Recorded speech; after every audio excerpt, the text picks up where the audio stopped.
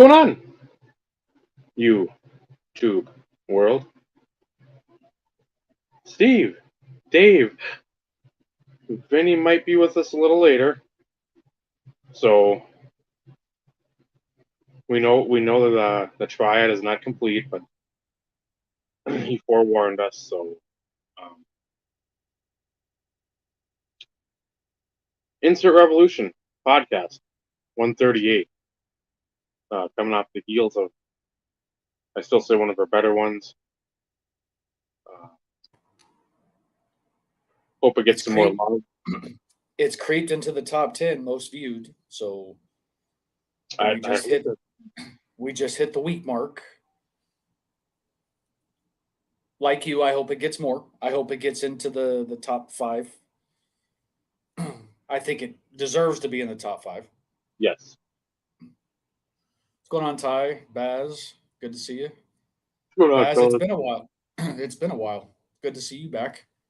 Um, but it's one of those in which, of course, we talked about it after the fact because we signed off with everybody on, so we didn't get a chance to chit chat about how we felt the show went afterwards because we closed it off with both Jeff and Mike Kramer on, which is different as well based on historical past shows.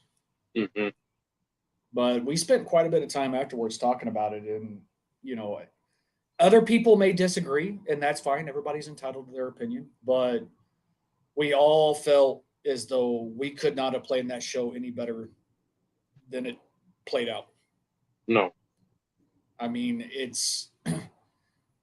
exceeded my expectations to the extent of even Jeff kind of. I think he came in expecting he was going to be leading the charge, Hmm.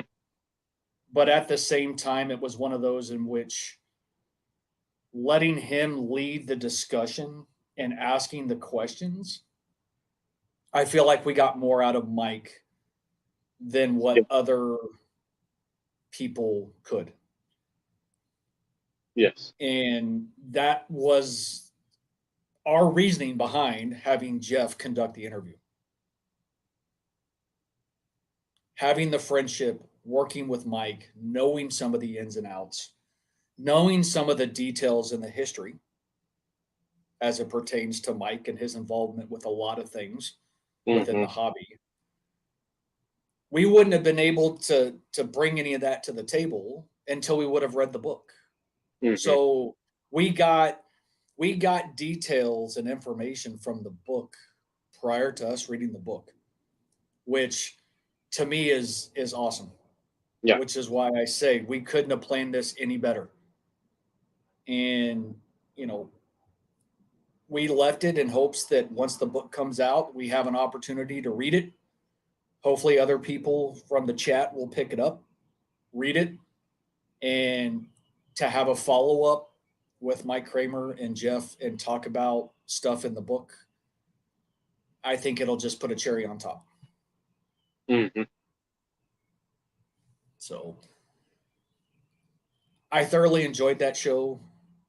It's unusual for us to have opportunities to kind of sit back and just listen. Like you said at the beginning, you're not going to hear our voices a whole lot, which for some may appreciate that. Yes. But let's face it, people come here to listen to us chit chat. So obviously, they like to hear what we have to say for the most part. But it's a nice change for us. It's a change of pace for us because we can sit back, listen, pay attention to the chat a little bit more, kind of interact a little bit. At least I can to a degree, Hmm.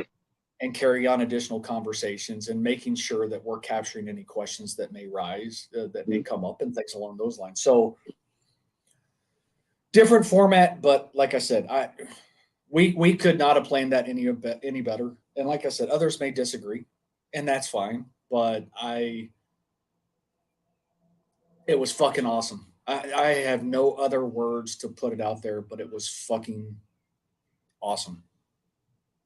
Yeah. And for the record, for anybody watching, this happened organically. Yep. We did not ask for this. We did not push for this. This came organically through conversations that we've had with Jeff, and Jeff is the one that made it happen. So, a huge thank you and shout out to Jeff Morris for making that happen and linking Dave up with Mike Kramer. Dave always talks on our behalf when it comes to conversations like that, but Dave speaks for all three of us, anyways, because we're all in, I mean, we're almost like all in each other's head, anyways. Yeah. So, what Dave says is always spot on in regards to his responses and feedback in those conversations. So, for those out there who don't think that things can happen organically, think again. Making connections, making friends because of the hobby can open doors through organic growth in conversation.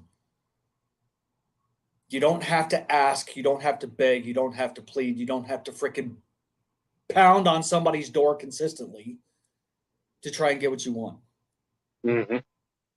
Good conversation, open, honest correspondence, being polite, respectful, genuine does go a long way. So, Yeah. for any of those out there who, like I said, don't think that it can happen, give it a little bit of faith, let things grow organically, and see what happens. If it's meant to be, it's meant to be. So, Yeah, that was one of the things where I know Jeff, the third time, fourth time, whatever time it was, I think either late last year or the one this spring before playoffs started for hockey. I mentioned it, I think, to us. Might have been the last year, and then he sort of followed up with the one, yep. the playoffs. You'd want to, or if we'd want him to get a hold of Mike Kramer to come on the show. It's like, duh, no shit. And it's like, yeah, that's fuck yeah, and that's what we want. Yeah, we're a little longer than the usual ones have gone, but this is one. If they would have said that we're still ready to roll, we can go like another hour. I would have been dead tired. I don't care. 'Cause I would have had to pull a Vinny, and I would have probably had to go back and watch and listen. Because I'm sure I would have went on camera maybe and just taken a brief siesta. Not because it's boring, not that just the schedule I'm running is fucking a world beater. So as long as they wanted to talk, that platform, that microphone, that podium was theirs, and it wasn't going to be, oh, we only do this for an hour and a half or 2 hours. I don't give a fuck. You want to talk for 10 hours? I'll take a nap, leave it up. I'll have like an alarm set somewhere, and I'll fucking come back on and see what's going on. Because again, it's stuff that I do want to listen to. It's all stories pertaining to the hobby, all insight to the hobby that we don't have any fucking windows into this building. It's stuff that as teenage us, as young adult us, when we think of the hobby or when we thought of the hobby, then this is shit we want to know. Mm-hmm. I mean, you pull that laser cut stuff out and you're like, how is this done? That's a tedium of fucking a painstaking tedium of patience. So it's just it's a ton of stuff you want to know, a ton of information that you're not privy to because you're not sitting and doing something.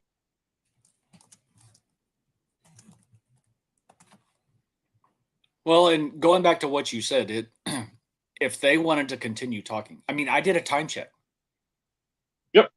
For those who were here, I did a time check because we usually have Jeff. We cap it at 2 hours Yep. per his request Yep. because it is later for him. And we always want to be respectful of somebody's time. But me doing a time check, Jeff was the first, if I'm not mistaken, Jeff was the first. He's like, I'm good if Mike is. Mm-hmm. We can keep going. It's like, okay, hey, you guys tell us. Yeah. I mean, we could have had a 4-hour show, a 5-hour show, which is what we used to do back in the Yep. day consistently. So it's not like we haven't done it. No. But at the same time, it's like, you guys tell us. We're giving you the platform. You're airing this to our viewers. Mm-hmm. We'll give you as much time as you want. Mm-hmm. The only thing that disappointed me, and I'm just look, I don't expect everybody to be here all the time. Please don't take it as such. Because for the most part, we have roughly the standard viewership on every show live. Mm-hmm. Sometimes with the shittiest of topics. And you guys are here. And we appreciate it because you make our job easier by adding stuff to the chat and everything else. But I was surprised we didn't have more people watching it live. That surprised me. That surprised me. But at the same time, as the days progressed after the show, the views were consistently on the uptick. Mm-hmm. So thank you to everyone who continues to watch the shows in the archive. And I would like to say, almost every show, except for a small handful, our views surpass our subscribers. Mm-hmm. And that says something. And I'm Yeah. very proud of that. I'm very proud of that. And Whether we're or not. not whether or Well, not people continue to do so in future shows, it's left to be seen.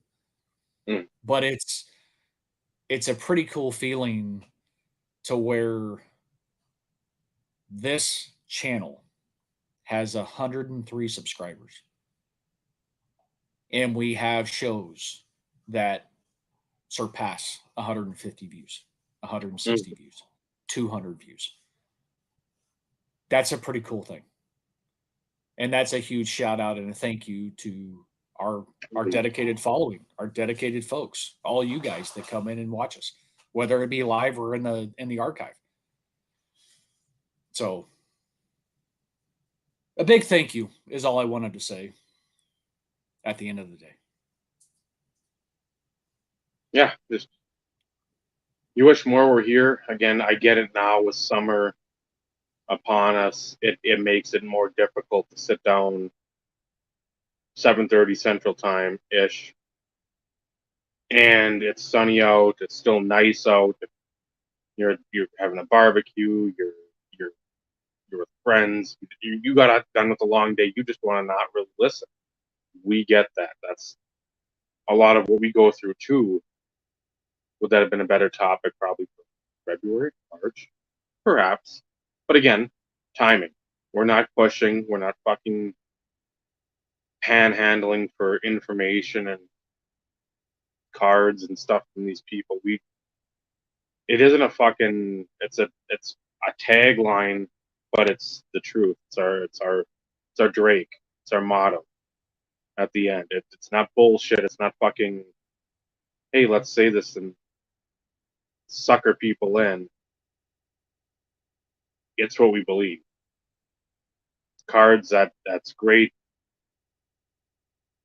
It's the friendships that you forge along the road, trying to collect your cards, trying to learn about your cards, trying to learn about the hobby. Again, we've had a lot of friends here. Got some friends come and go. sure that's the future too. Some more will jump on. Again, it's just when shows like that happen, where the folks of that collecting generation, this isn't something that's coming out every week. You can see the same bullshit out there. A lot of us are subscribed to the same folks. The same. Why do you like a card? I so give me your opinion. That's basically what you want to say. That you can do that in every video if you want. That's going to be. I mean, we're not at fucking boot camp, but we're going to have hash, and it's going to be leftovers the next day. So it's going to be rehash and rehashed and rehashed. You can only do that so long before people start turning away. And we're glad you all stick along with us in this interesting ride, to say the least.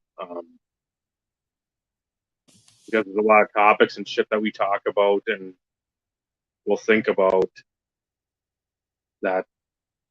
I'm not sitting there and I'm going through, hey, I'll go through Team Schmedium, I'll go through fucking Home Ec Clothes, and fucking all these other people. I'm not going through their feeds, watching shit, trying to pick up things here and there to go on topic.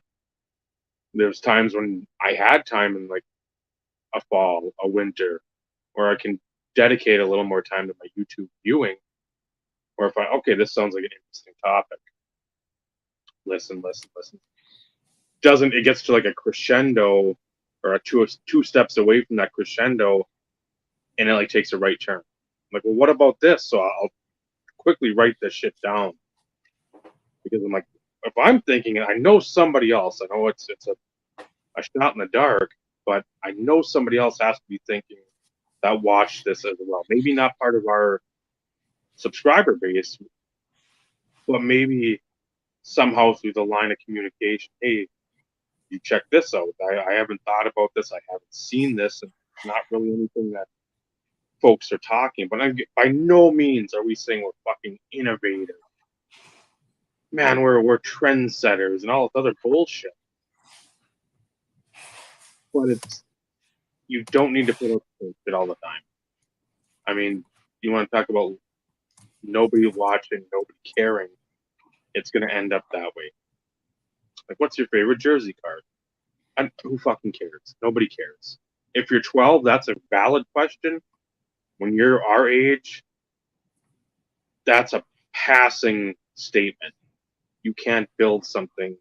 You can't build at least even an hour show off of what your favorite card is. I mean, it's nice. It's a 20-minute segment at most, and that's even If you're, pushing. I was going to say, if you're lucky.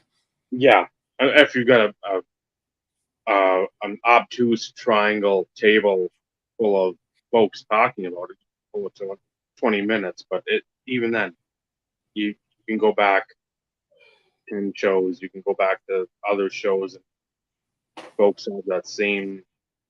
It's like a bingo card that fills up, and it's like, well, just erase it and go back to the beginning and do it again. It's like, no, that cheats. You don't value the other people that are collaborating with you on the show, and you don't value your viewers or your the viewership you hope to get because you're taking their intelligence for granted. Yep. So, yeah, it's so thank you. Go back and watch it. Watch it again. Again, not just to pump up the views, but again, it's a lot of learning. I know I've got to go back and watch it. And again, I'm not one. I'm not Vinny. I don't go back. I hate my voice. And a lot of these, I go in these long soliloquies, such as it is right now, and I just don't want to hear my voice. I don't. I sound so fucking different from what comes out and in between my ears that I don't. It's not that I don't like it. It's just it sounds so different from what I hear. So I'm like, nope. Where I know Vinny sits on a lot of those Christmas episodes are on loop pretty much. I think all day. So which is good. I mean, to each their own. I always say that. It's not for me, but the informational stuff I love listening to, and where you don't have to.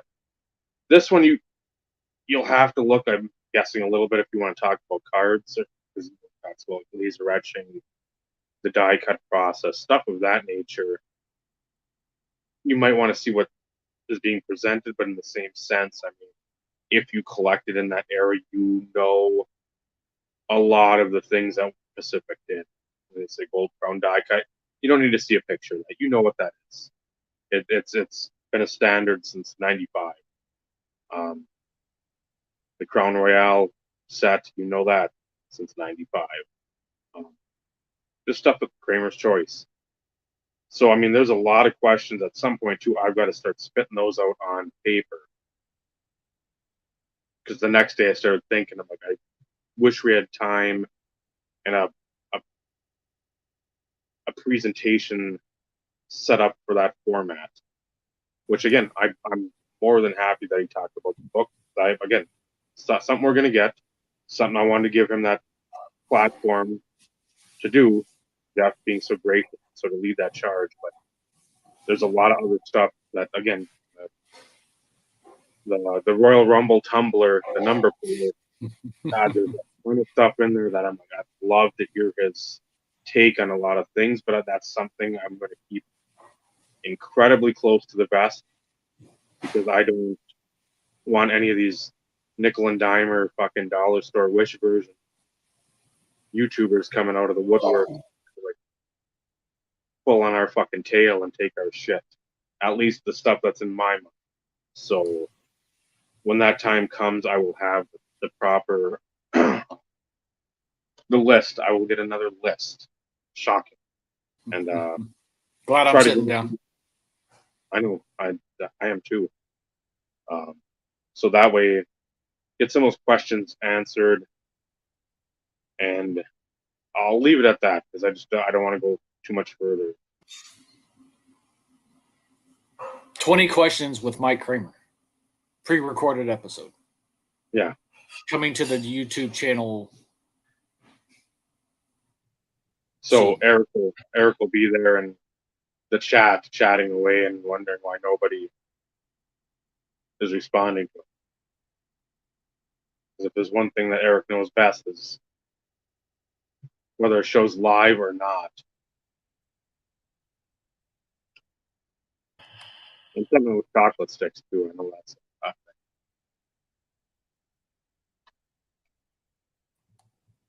Yeah, it's. I mean, I had a lot of things come to mind, but at the same time, it's like. yeah, there was an opening. It's not like, oh, yeah, let's. Yeah. But I I wanted to get that jersey when he started bringing up the cork thing. I wanted to make sure that jersey aspect was in there just because that's something I was guessing. Paying more for big guys and the Octavio Hotels and Pat Mahomes and middle reliever bench guys, Mike Stefanik. They're or Kevin Sepsic. My apologies. Like those middle tier, lower tier guys, you're not paying $5,000, $10,000, whatever the case may be back then. But just to hear it out of the proverbial horse's mouth, that's like something. Okay, now don't have to at least have a hint of a question. Now we've got that covered. Just to hear how they got them, it's just it's nice to have that out there. Where somebody, hey, I don't know what they did back then. Can somebody go to 1 hour 40 minutes of this podcast, and there you are. You'll find a little nugget of information that somebody can use at some point down the road. So, yep, and the same the same should apply to other manufacturers. mm-hmm. It's not. Yes, it's specific to Pacific. However, the same concept, mindset, situations would apply across the board. Unless a manufacturer had, exclusive rights to certain teams. But, back in those times, they did players more than they did like teams. Mhm. So when you put things into that perspective, things got a little bit different as the years and the decades passed. There was always the potential for a manufacturer to be the authorized partner Mhm. for a team as it pertains to game used jerseys. And instead of cutting them all up, offering those to consumers. Because yes, a game used jersey could make X number of jersey pieces and or patches, whatever. A collector of a team or a player, a lot of people would consider a game worn, game used, full fledged jersey to be a grail, a Mhm. cornerstone piece, if you were. I'd love to have one. Love it. Is it in the cards?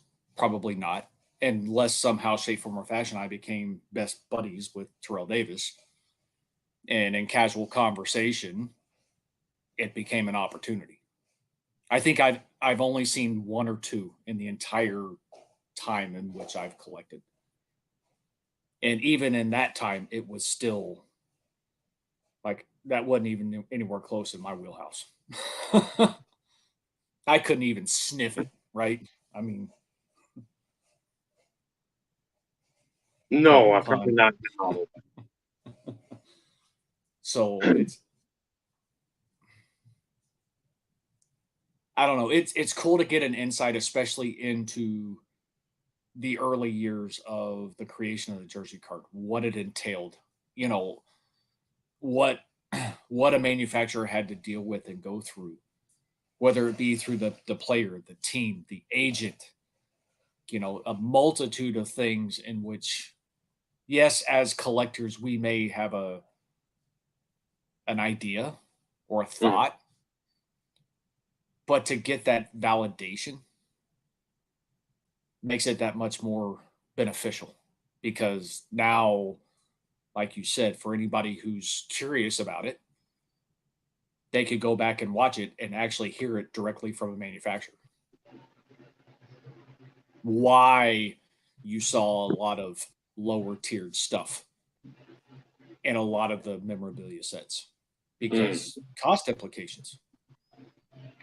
We want to do this, we want to offer this as part of the product, but you know, we have to think about costs, Mhm. things along those lines because even at let's say $10 a pack or whatever, which was expensive in 2001 2002,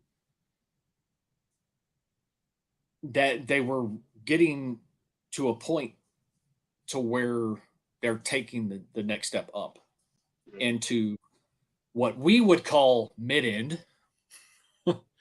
At the time that was high end because of Yeah. the price point. So when you're looking at it from a cost implication perspective, you're wanting to offer something. I don't want to say unique, but at the time it was. They weren't the first ones to do it, but I think everybody understands where I'm going with this. So, significant checklist, but, you know, there's only a small handful of big name guys. And we would, though they would be short printed type situation without you realizing they're short printed. And still grabbing the team collectors because you have a Doug Brocale, a Doug Henry, a Cal Eldred, Pat Listach, Jeff Jenkins, bat piece, jersey piece, something piece. And again, for $15 or $20, whatever that private stock that is either 2000, 2001 that came out for baseball, you got the one jersey or bat card per pack. So again, you're going from okay, $2, $4, then you have like $6 for clear flare. After the first few years of it, you still had that little cool Carton that came in. Um, it it jumped to like the 15-20. It's like, wow, how are we going to do this? But I mean, that's how you do it. You're not going to have you're not going to have Griffey. He's UD, so Upper Deck's got him. But I mean, you still have a ton of players to choose from. Again, getting Tony Gwynn, who, yes, underrated.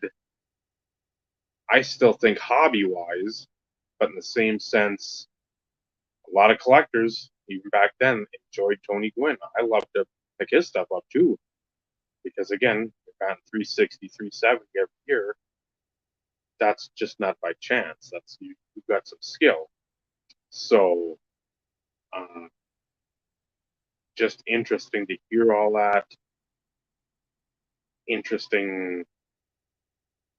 Every vantage point, every viewpoint, just because of a perceived notion of what we had, and then actually hearing from Mike about all the things that were going on from that aspect. Jeff, hello, my friend. Our friend. The show's friend. My friend, man. Mine. Mine. Mine. Mine. Mine. Mine. Mine first. Mine. Insert clip of Finding Nemo with the seagulls.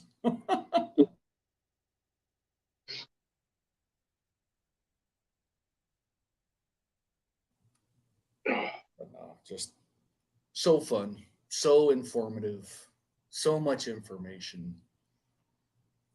Could have gone on longer. I just, yeah. Since Jeff's here, I'll repeat what I said earlier.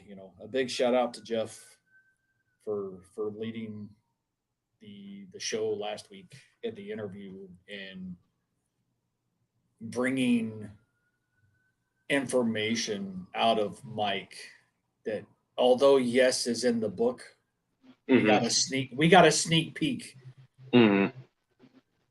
because of Jeff's ability to get some of those stories and information out of Mike. A really big thank you, Jeff. We really do appreciate it. If you go back a little bit early on, we thanked you then earlier on, but since you're here, I'll reiterate what I said earlier. Everybody had high praise about the show, so thank you.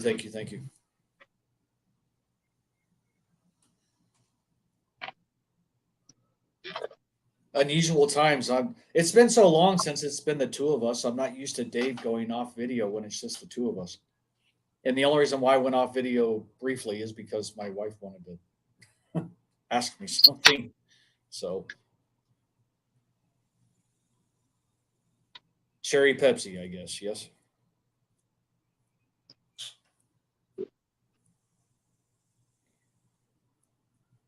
No. Oh no. What did I say? There you go. And that's again, you guys. You look at some of our earlier episodes.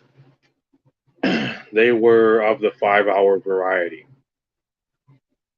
Not a ton, because I know us and Carlos trying to keep pace there that's a struggle. That's a lot of hours a week. Yeah, competition.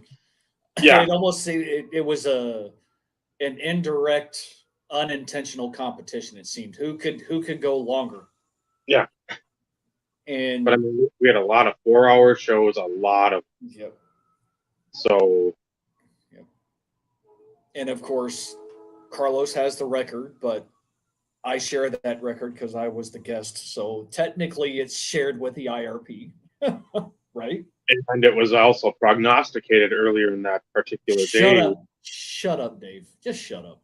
you were going to go. I don't even know if I said 7 or 8 hours, and it was what 7:23 something or whatever. Something like that. And Completely unintentional. It was not like we were trying, but it just when you have good conversation between the individuals that are on the show plus interactions from the chat, you don't realize how long something goes. no, You don't. And it was like perfectly fitting that Bobby came in as like a middle reliever, and then Mike Canadian Cards joined later on as the late inning reliever, and it just kept going and going and going. And we finally had to sit there and be like, okay, like we got to wrap this up. And then I think we were still in the after hours for another 45 minutes or an hour. yeah, because I remember you saying like you were up until right about the time I got up for work, and I'm like, because I know that was the first thing I looked at was like, how long did they go? And I was Am I reading that right? like, I know it's early and my eyes aren't focusing, but is there a 7 at the beginning of that? And I wanted to text you right then because we're still up, and I've been like, hey, who called it? Knowing your reaction full well and relishing it the next day anyway, or that later that same day. So yeah, it's never too long, Jeff. Don't ever feel like I don't even know like you're imposing on us like time. It's not that. This is those are the episodes we easily enjoy the most. I will speak for Vinny and Steve. They are the episodes that, especially with Vinny, letting him just go with some of the questions he had. I'm like, good. This is something I know he stews about a lot, and I wonder why this happened, or I wonder how this happened, or it's like, okay, you go. Even if I had questions, I would have, if I had stuff like ready, like, what's that? No, you go because I know you're like me. And when you start to like let that stuff trickle through your mind, you're like, God damn it, what the hell's going on with this? Why have I only seen one or two of the non-numbered, or one non-numbered, and the others are the 41 or whatever? What is going on? And please tell me. Give me some information. When you can get it from directly from the source. Vinny, you walk that red carpet, I will sit and I'll be the paparazzi. I don't care. I want you to get the answers you've been looking for. As a player collector, and you have the stuff from like the late '90s, early 2000s, a lot of that numbering and some of that stuff doesn't have numbering. That should have numbering. You are literally a Tasmanian devil of like, what, why, how, where, constantly like as they'll say, squirrel. The questions go and you're trying to grab the answer. Can't grab it because you don't know. You go on a cardboard connection, go somewhere to look for answers, and there's nothing. You're finding like I am at my wits end.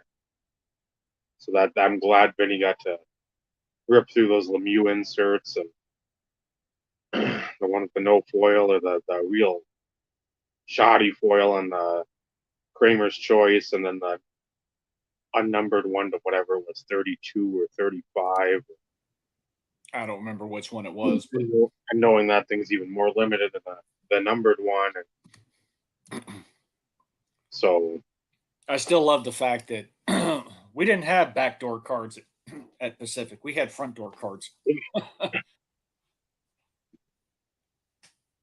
So that just him saying that a few times as we were kind of later on in the episode always made me, gave me a good chuckle. Uh, but it's that also says something about hiring practices, though, too. If you really put things into perspective, the respect that his employees had for him. So that says a lot about him, his character, and the way that he he led his team. Mm-hmm. So hats off to him. I don't. There's not enough nice things I can say about Mike giving us the opportunity. And looking forward to, like we said earlier, looking forward to maybe having him back after the release of the book, and we've all had a chance to read it and you know see where that conversation leads. You know, so Well, that and basically offering if we were out there to come on by, stop on by his house. I'm like, as you notated in the episode, you're like, oh, hold on, let me did I hear let me that right? rewind it back and take it back. Am I hearing you correctly? Yeah, stop over. It's just like, okay, that's. I mean, it's not like there's bucket list items, and then there's bucket list items you didn't know existed until they were spoken into the universe. You're like, Yep. well, if Jeff can somehow get over that way, or Mike can get somewhere over to like the expo, and we all meet, it's just like you you feel like you're somehow. In And a parallel universe. well, I don't even know. You're not even in a parallel. You're in a universe you didn't even think could ever exist.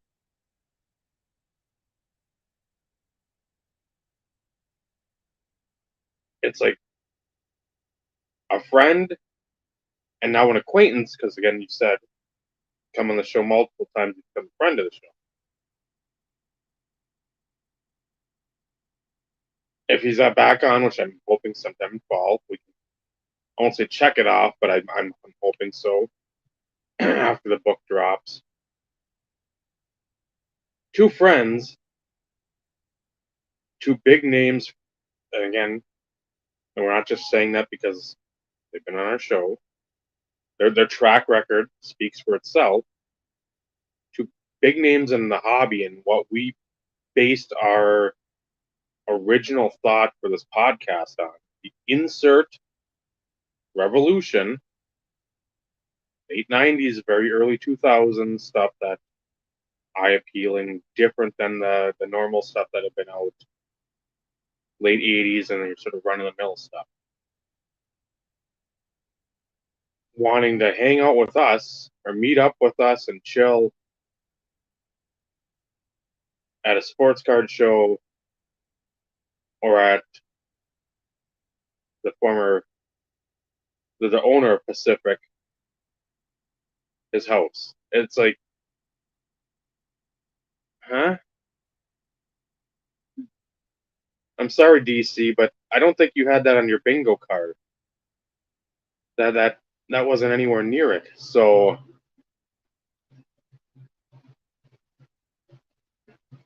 yeah, that We could see that though. yeah. I'm sure Richard McWilliam wasn't going around rubbing elbows at value boxes with young Wesker Griff. I'm sure that wasn't happening. I know Ed went to the National first time in like 2015 or 14, but at the same time, that way you have a pulse of the hobby too. You're listening, even if you're not directly talking to somebody. Maybe you're just perusing a showcase. You hear chatter. I really love that foil on the new Crown Royale. That emerald green really pops. I really like it. Okay. The Kramer's Choice, the heads up, whatever it may be. You're just listening and then maybe interact as the time goes on. But that yeah, you can tell with Mike, he's definitely not somebody that's going to be thumbing his nose at anyone because they wanted to ask him a question or constructively, I'd say I sent the link. No dice. He has to work. Yeah, I'm like this. I was pissed at him, motherfucker. This is your episode. This is the episode where we can. I'm trying to remember how he pronounced it. Was it Portillo's? There's something he pronounced like in his special crypto grifter um, way, and it was completely wrong. And I'm like, oh, I love it every time he says it. But so yeah, you like when, and again, even you give shit to Tracy Hackler, you give shit to like Brian Lee when he's back in the late 2000s, but they were on the floor. They're on the floor. You hate to hear it now because it's so overused, but they had a pulse of the hobby because you're amongst the the plebeians. I'm trying to think of the word, the peasants. You're amongst them, so you're hearing what's going on. You're if you ask a dealer and they don't know who you are, like, hey, what's moving for you? What's you can get a pulse and then we parlay that into something. But yeah, it's nice when folks that you've admired and look up to because of their creativity, because of their ingenuity, because of the stamp that they put on your collecting journey, give you that type of time and that type of graciousness. Um, I sure, Baz, I'm all for it. Amongst the Bolognese, The Bolognes. yes. So Yes, yes, we know what that word is. We're making fun of it for anybody who wants to come in and try and correct us. Just making that perfectly clear. before you crucify, which I'm sure would happen. So yeah, disappointing that Ed isn't here. Eh, I sent it out to Mark too, figuring Chicago, drop us a little bit of knowledge, perhaps. I did some research. I will do more research as the time nears. Do have a solid start. There's one category I did not get um, anything under because again, I don't know if there's a city law for food in the sense of like food trucks. I don't know if they have to be up here. It's you can't be at a spot for more than 2 or 3 days in a row without paying a licensing type fee or something of the sort where it's like you're an establishment at one spot. You get 2 or 3 days and then you have to go somewhere else. They circumvent those fees by doing that, but I don't know if that's the case down there. Um, Places I wrote down, I know we're not all going to get this. There's probably 20 places, but again, we're doing something or we're closer to something gives us options instead of just going. I know a lot of people don't give a shit about the food there. If I'm going to Chicago, I'm fucking eating good probably 3 of the days, if not all of them, because I don't really want Culver's at a Burger King at fucking McDonald's, Pizza Hut, Domino. I don't want to have shit that I can get here. Or if I'm on a trip down to my brother's in Appleton, same thing. I want to have stuff that Thai food, Indian food, Asian food, um, like Southern buffets, like chicken fried steak and stuff of that nature. I want to have good stick to your ribs food because I don't want to have a McDonald's burger try to squander my way over to a shitter because I'm holding my ass because I just had a Big Mac fries. in those crowds, that's what you have to think of. In those crowds, you wanna chance it? Hey, more power to you. But good food like that, that's gonna be the one of the big keys because I know Indian food is fucking amazing. I want to find a good Indian spot. That stuff I can, well, any food obviously I can fucking mow down, but Indian food is so good. I only have one stipulation if we go that route. It needs to be after the show and be close to where we're staying because I may have to make a mad dash. And that's what I was doing. I was like, okay, doing Chicago, but I haven't done anything Sheridan out that way. So I mean, a lot of them have the takeout to go. Well, to go that route too. I hate waiting an hour to eat, but at the same time, if we're going to eat good in an hour, I'd rather do that than go the route I had spoken just moments ago. So that's something big to me. I don't, and I don't want to go to Ruth Chris that because again, that's a steak that you pay a ton for.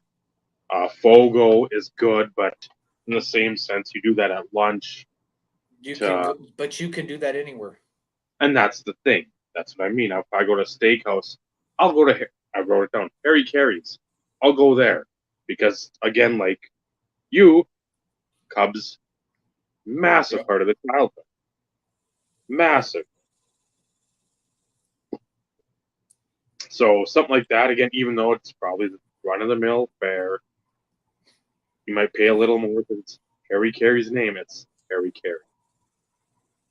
I will I will do that. And there's one I think north of Wrigleyville, where it was somewhere. I don't even know where, but that there's a I think a pizza one, George's deep dish, and that looked ridiculously good. I mean, all of them do. It's not like you're putting a bad picture up for advertisement. So, but I mean, they had some like I don't know, 4.8 stars out of the rating system. So, yeah, it was. Sure, we'll have pizza on probably more than one occasion because Chicago deep dish, and there's 2 or 3 spots I won't mind hitting, even if we can find it just for a slice. I mean, that'd be nice. I if we got to buy a whole pie, that's fine. I don't. I'd rather spend money on food and activities than cards because again, we'll find cards that we want, but I don't want to sit there and be like, we're gonna have a granola bar because I got to make this huge purchase. If it's a cornerstone, I get it, but in the same sense, I much rather buy food and do stuff and go to the card show and just sort of mill about and see what mischief we can get up to. There's probably a few friends we can make, and but the food is going to be a huge key. And food trucks, I would have no problem going to those. I not a chance that I'm going to say, oh, that's gross. That no, you say that, I'll put you in fucking what is it? I-94 has got to go through there, I think. So Sometimes you get what you pay for, but a higher percentage of the time, it's something that you can't get anywhere else. no, and that's the thing. And if you see something like that, like a burrito or something like, yeah, that's the thing. McDonald's, I'd love to see that, but at the same time, I'm not going to go there. And they'd probably have not, well, if it's the old school, I don't know if they'd switch over to those stupid kiosks I've seen where you order right next to the the front desk thing. Basically, just wait for them to call your name. Yeah, I didn't see when I looked through the steak stuff. It was Harry Carey's, Morton's, and then Gibson's. were the main ones. Again, plenty of time, but that's something I want to do digging on. I don't want to necessarily just go to the most popular places. I want to go best rated, and even if it's sort of like a hole in the wall, and Well, it's and not that's years away from where we're at, so we have to drive an hour to get there. that was one of the main reasons. Yes, Mark is going to be great because he's a local. He may know some hole in the wall places because he's a local. But that was one of the reasons why I had my neighbor's sister talk to her daughter because they live in Wheaton, which is a town in Illinois, Mm-hmm. but it's one of those in which she knows a lot of the different areas within the cities and outside the cities and everything else. And I sent that link that it's basically like, I don't want to call it an entertainment district, but it's things that are fairly close to the convention center. That is anything and everything, high end, low end, hole in the wall. I don't want to call them franchise, but maybe some franchise places, just to Mm-hmm. get some additional ideas. Because everybody always talks about Portillo's, which is high on my list because I've heard nothing but high praise. And then the one pizza joint. Giordano's. Those are the two places that are high on my want to try on my list. Mm-hmm. And if we don't go anywhere else, as long as we hit those two places, to me, that's a successful trip. To me, Mm-hmm. because those are the two big ones that everybody talks about. But I'm also willing to, I don't want to say get outside my comfort zone because I do like food. I am kind of a plain guy in a lot of sense, but I am willing to try other things within reason as long as I can customize it a little bit. Because there's some shit that I don't like in my food. Or to me, it's not meant to be in that entree or that dish. Such as, and this isn't for criticism. This is for me helping me to like, okay, let's see what we can work with, work without, like, push off the side. I I don't do peppers. I hate the taste of peppers. Okay. I don't mind the flavor of peppers. Okay. I know this seems weird. I don't mind the flavor You said it, not me. as long as it's not overpowering. Okay. Because peppers to me can they can like completely change the flavor of a dish. And to me, overpowering a dish with peppers just, and by peppers I mean like bell peppers.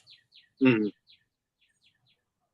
If we're talking jalapenos, that type of stuff, that's fine. But I'm talking about bell peppers, red or green bell peppers. I'm not a fan of anything that would go in a salad. Don't put it in something.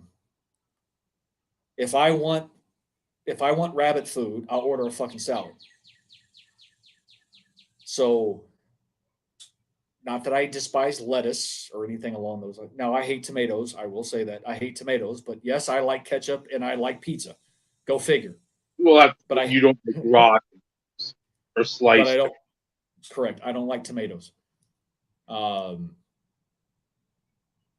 some of it really is based on how it's cooked. I don't like things overly crunchy. I like stuff more tender. Like my fried rice, when I order fried rice from a Chinese food place, I order Mm-hmm. with no vegetables. I love carrots and I love peas, but in fried rice, they're crunchy. I don't do crunchy. I do not do al dente stuff. I like my stuff soft. Maybe that's just the way I was raised. Maybe that's the way I grew up. I'm that way with like tuna salad. Trista likes. celery in there. Trista wants celery in there, and I'm like, I don't make it with celery because I don't want the crunch. That way, I can just pretty much inhale the peas, the shells, the Miracle Whip, and the tuna concoction, and just hammer. It's like a vacuum. I don't even have to chew. It's down the gullet, and I we're don't done. like mayo. I don't like mayo. I don't like mustard. Like the smell of mustard makes me gag. So We're gonna have to write all this down because I'm gonna. There's a couple in there that the mustard one throws me. Mayo, I don't like mayo, but I absolutely love Miracle Whip. There's a difference. and yes, there Anybody? is a and yes, there is a difference, but I can't stand either one of them. Okay. I can't.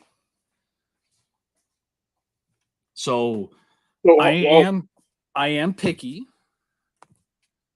in a lot of sense. But as long as I can get something and I know exactly what's in it and I can order it the way I want it, I will go outside the box. Because like a lot of that Indian food is just like the spice of the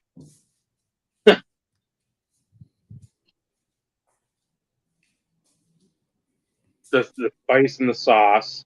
So it's like a creamy sauce chicken on top of rice, like a better rice.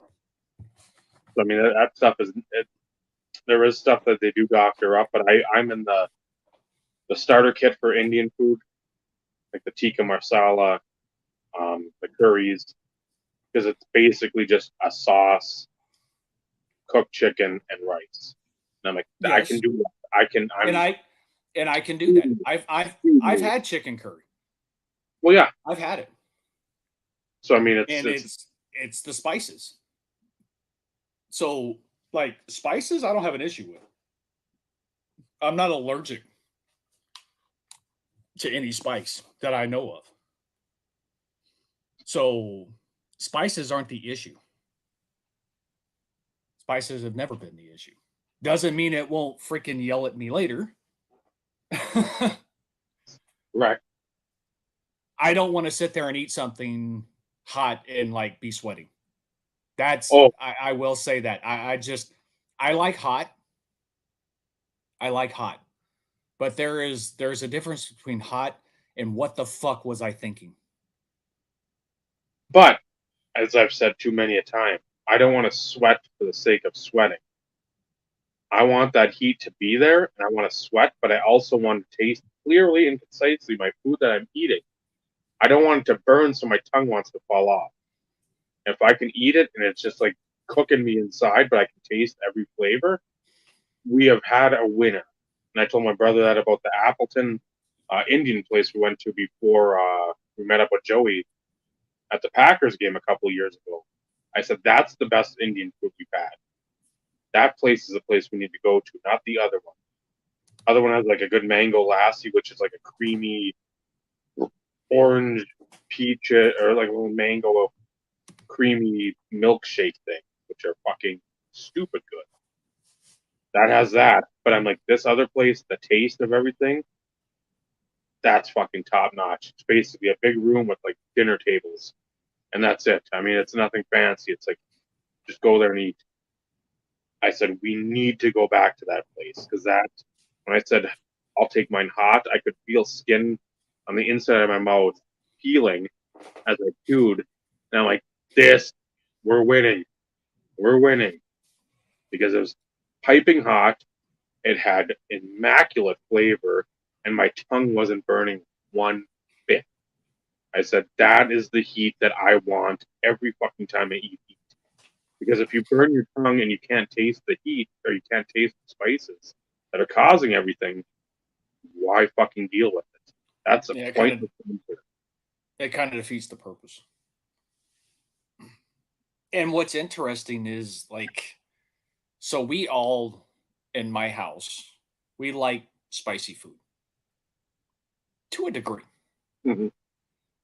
We all enjoy it. And what's interesting is there's times in which like my wife and kid will talk about how, oh, that shit was really hot. Something that my wife made. Oh, that was really hot. And I'm like, really? And then there's times in which I say, yeah, that really had a freaking kick. And they're kind of like, what, really? So in It's that yeah, sense, I guess it's dependent on what the extra spice is and how much the spice was put in it that dictates the difference between what they consider hot and then what I consider hot. yeah. But That'll be like you, interesting. I don't want to eat something in which it's like, okay, this is stupid. Like, give me my milk. Hmm. You know, I'm not going to do the ghost pepper challenge, anything along those lines to where it's going to send me into cardiac arrest because it's just stupid hot. No, no, can't do it. I already have stomach issues as it is. I don't need to add to the problem. I don't need to pull a Jeff. No, the guy from Dumb and Dumber who's always popping the and acids or Mhm. whatever. Yeah. Now I don't have IBS or Yep. UC. I don't have anything like that, but it's one of those in which too hot, get out of my way. Just move because I will run through you. And remind me to do that. Bring down like a thing of toilet paper too, like a 12 Well, pack. we should. They keep it pretty well stocked, but it may not it may not be a bad idea for all of us to have a little extra just to play it safe. I was gonna say I'd rather be safe than sorry. I don't want to go in there and there's like two boom, and I'm like, oh, this is gonna be trouble.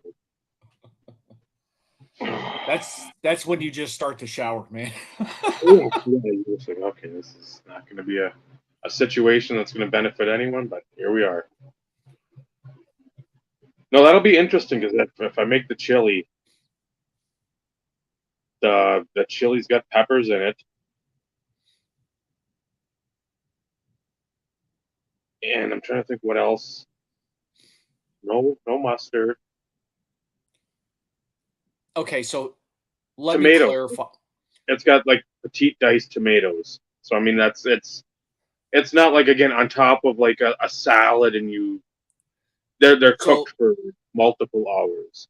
cooked, steamed, that type of stuff that's like in a chili, Yeah. you're not tasting the tomato. Hmm. You're using it as a way to add to uh what's the word I'm looking for?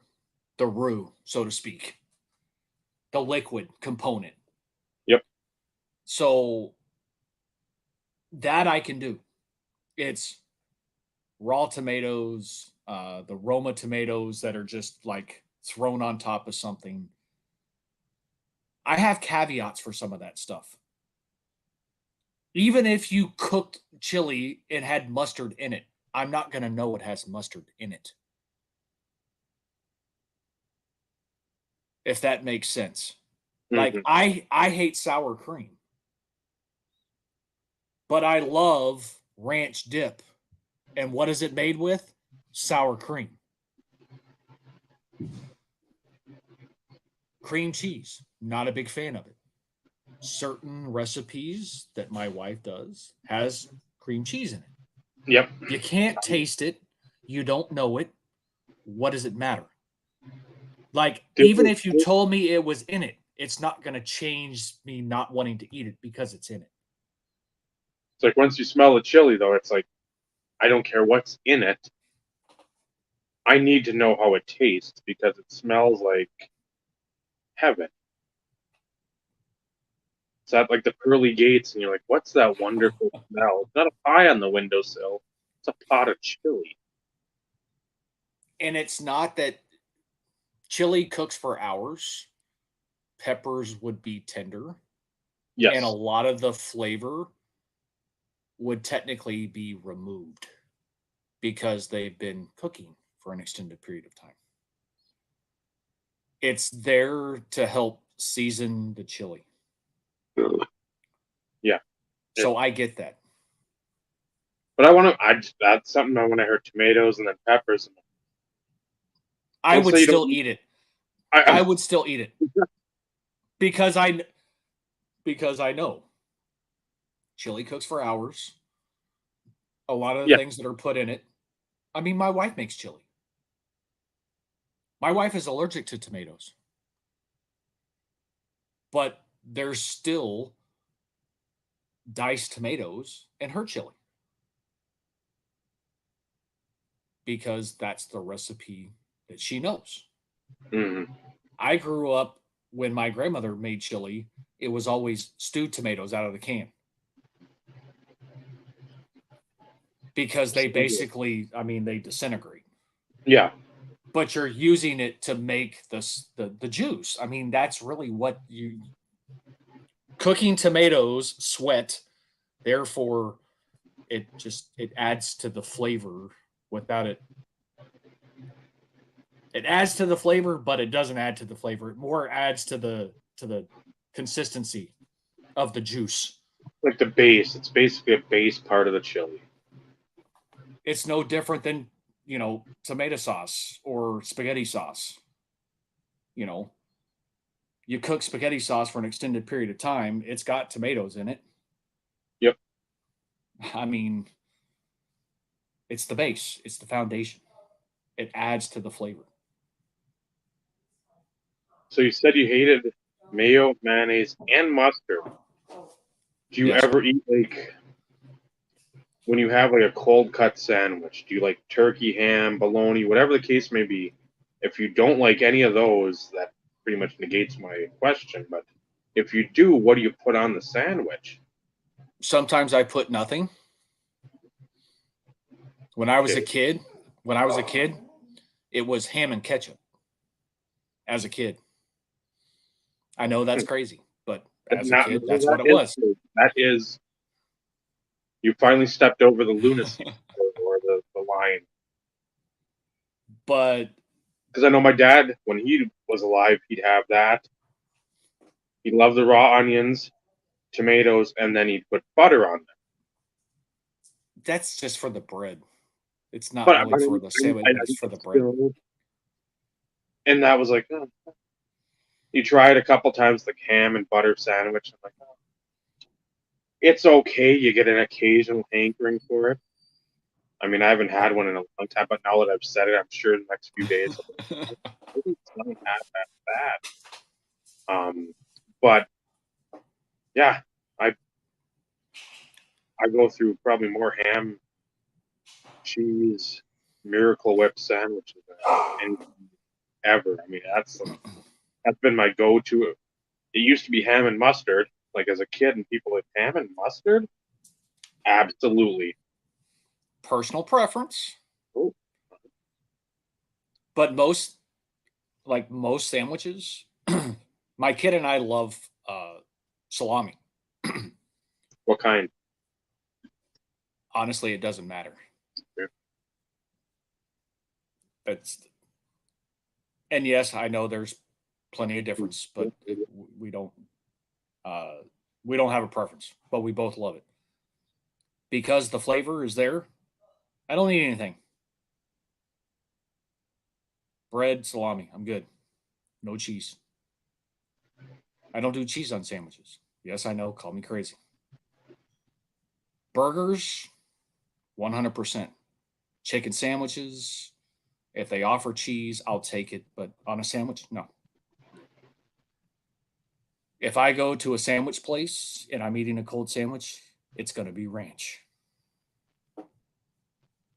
It's going to be ranch.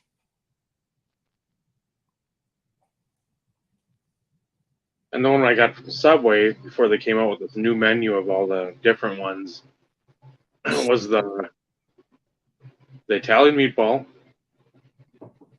toasted bun. Didn't matter the bread. I didn't care if you got the Asiago cheese or whatever. That was usually the go-to. It didn't matter literally. Pepper jack, Okay. heavy pickles, and Southwest sauce or Southwest or whatever. And you say I'm weird? That was, and I mean that Naomi tried it that time, and she's like, "This isn't bad." I said, "This is why I don't go because it's a meatball sandwich and I don't want to spend $8 for it." But it's like you go in there and people, you don't want to. If you're working, you don't want to give them the fuck you just ordered. You want me to put some of the fucking stuff on the floor on there too? I mean, Jesus. But I mean, it's so good. Especially when you actually put the heavy pickles. And I mean, I want it to look greener than fucking Snoop Dogg's incubator. I mean, See, that's the only thing I don't understand. I mean, I can't picture like what that would taste like. And I worked for Subway. I used to manage one. I did it for over 2 years. I brought it up too because I'm like, I did sure some creative shit. Yep. But when I did a meatball, which was very rarely, I would dice up jalapenos. My meatball sub would have light sauce, double cheese, melted. Yep. Parmesan, oregano, salt, and pepper. A little bit of like one dash of oil, and then one small line of ranch. That's how I would eat my meatball. All the flavors combined together. Mm-hmm. But like meatballs maybe it's because with the pepper jack, the marinara sauce, the pickles, and then the Southwest sauce, because I've never had their Southwest sauce, so I don't know what it tastes like. So maybe with that combination of flavors, that would make sense. But just hearing it, it's an unusual combination. It's no different than my. Speaking of, we have a waiting in the lobby. You good? You good? Well, I'm gonna bring him on anyways. Fellas, what's going on, Mark? Thanks for giving me something to do on my commute. It actually worked out tonight. Mm-hmm. Wow, Dave did something right. The rarity. What's new? Nada. Get my orientation set up here. Much better. Not and it's not completely dark either. Yeah, I know. We can actually see you. Is this? Oh, sorry about that. No, that's a good Mark. That was that's a good thing. I'm just saying we can actually see you. It's I can't believe how bright it is right now. It's 9:00. Yeah. Yeah. What's the countdown to the national? A little over 30 days, Mark. Yeah, it's got to be what? Oh, baby! I got everything. I got everything cleared with the wife. It's on the calendar. It's official. Yeah, I think 34 days because I think it's the 26th. It starts that Wednesday. It's the 21st today, so yeah, 35 days. Frank Thomas. Nice. It's gonna really be painful because I can't go for the whole thing. It's gonna be really painful to be like going to work knowing you guys are all in town at the show and right down the street. Hey, I'll take a couple nights over none at all, Mark. Honestly. Yep. Yeah. Same here. So Same here, man. So that in itself, it just like I said, the cards are great. The potential of cards is fantastic. The memories that are gonna come from this for all of us, meeting for the first time is we're gonna carry this with us forever. Oh yeah, man. It's gonna be such a good time. I mean, yeah, I thinking about cards I want to pick up and stuff, and I don't really care.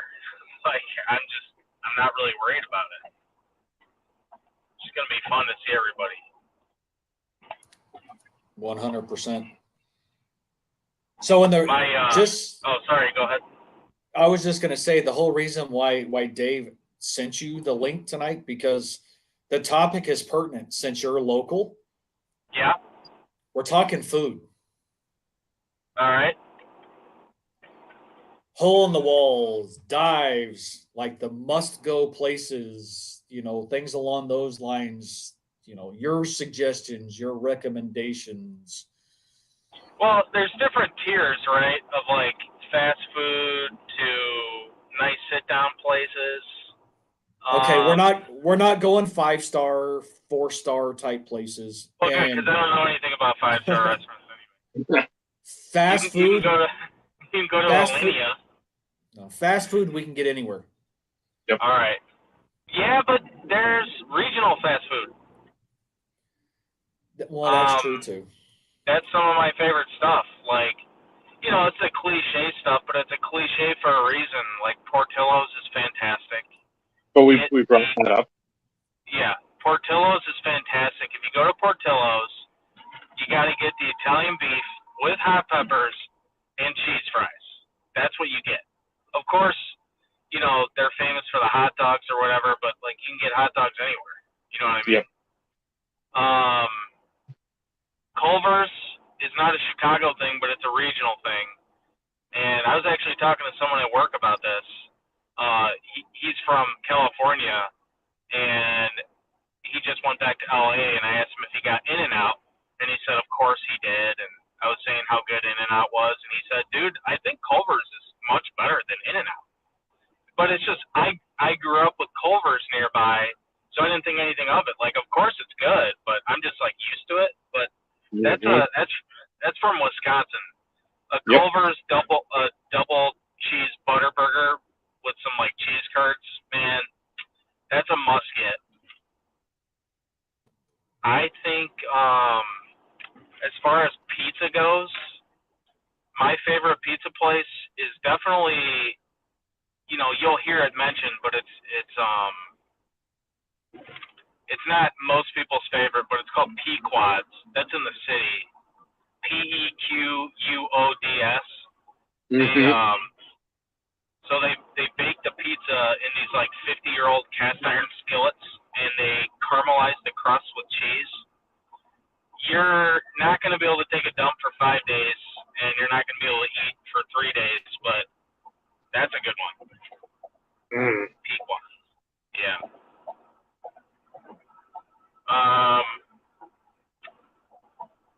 One of the best burgers I've ever eaten in my life is in the city. It's in a real hipster area, but if you're going out in the city looking for food, the whole area is cool, but it's called Au Cheval. I think it's been on lists of like best burger in the country pretty often.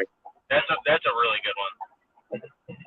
That's probably the best burger I've ever had in my life. And you're gonna get it's like $16 for a burger or something. It's like a world-renowned restaurant, but so it's not cheap, but it's not fine dining. The only problem with that restaurant is if you don't get there early, you're gonna have to wait. But I say it's worth it. They have duck fat fries. My God. Oh man. Other than that, I haven't really explored much since I've been away from home for so long, and now that I'm kind of back, I'm working 6 days a week, so I haven't been able to really get out and find places or go back to places I like. There's a lot of good food though. Well, at least we have you for a couple days. Yeah. When we're there, we can go to some of the places that maybe weren't on our list, so to speak. Absolutely. Because Dave's been making a list. Nice. That's what you gotta do. And it's like my whole thing when I travel, dude, the number one thing is always food. I don't care where it is, and I might be like, for instance, I was in Oklahoma City a year ago, and people, they might make fun of Oklahoma City or whatever. Like, some of the best pizza I've ever had in my life was in Oklahoma City. And I'm from Chicago, and there's a lot of people here that stick their nose up about pizza. But dude, I'm telling you, if you give the respect to a place you go and you come at it with the perspective of, I bet there's something here that will knock my socks off, you will find it. If you go to a place and you're like, oh, I'm from Chicago, there's no way there'll be any good pizza around here. You know what I mean? But Chicago definitely has good food. I don't think that's arguable. Well, and I mean, that could be argued any place that you live. I mean, we've got good stuff here. I'm sure Dave's got good stuff there. But, like you, the difference is I used to travel a lot for work. So depending on where I was within the organization as it pertains to role, sometimes I had the option to pick the place if I wanted to. Hey, I'm in town on business. Let me take you guys out. Where do you want to go? Don't give me fucking Jack in the Box, Burger King. Don't give me, 5-star steak joint. But, give me a good place that's reasonably priced that you guys maybe don't get a chance to eat very often. And it's local and it's localized. Like when I was in San Francisco. Actually, I was in Emeryville. I wasn't actually in San Francisco, but we always called it San Francisco. We went to a seafood joint. Mid-end, kind of a hole-in-the-wall place. Fucking fantastic. That's the best stuff. I was in Seattle. We went to a steak joint that, got high praise. Normally, that's not some place that I would normally go, but the fact that I could go there and expense it, I'm going to try something outside of the norm. Absolutely. I've had Mexican food in Arizona.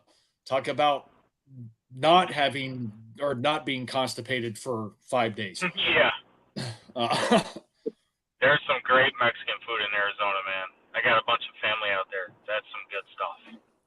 Well, and there's great stuff here. But, I've been to a lot of Mexican food restaurants in Texas, and not once have I gone to a place to where it's like, I've shit like for days because of it. Yeah. Arizona, every time.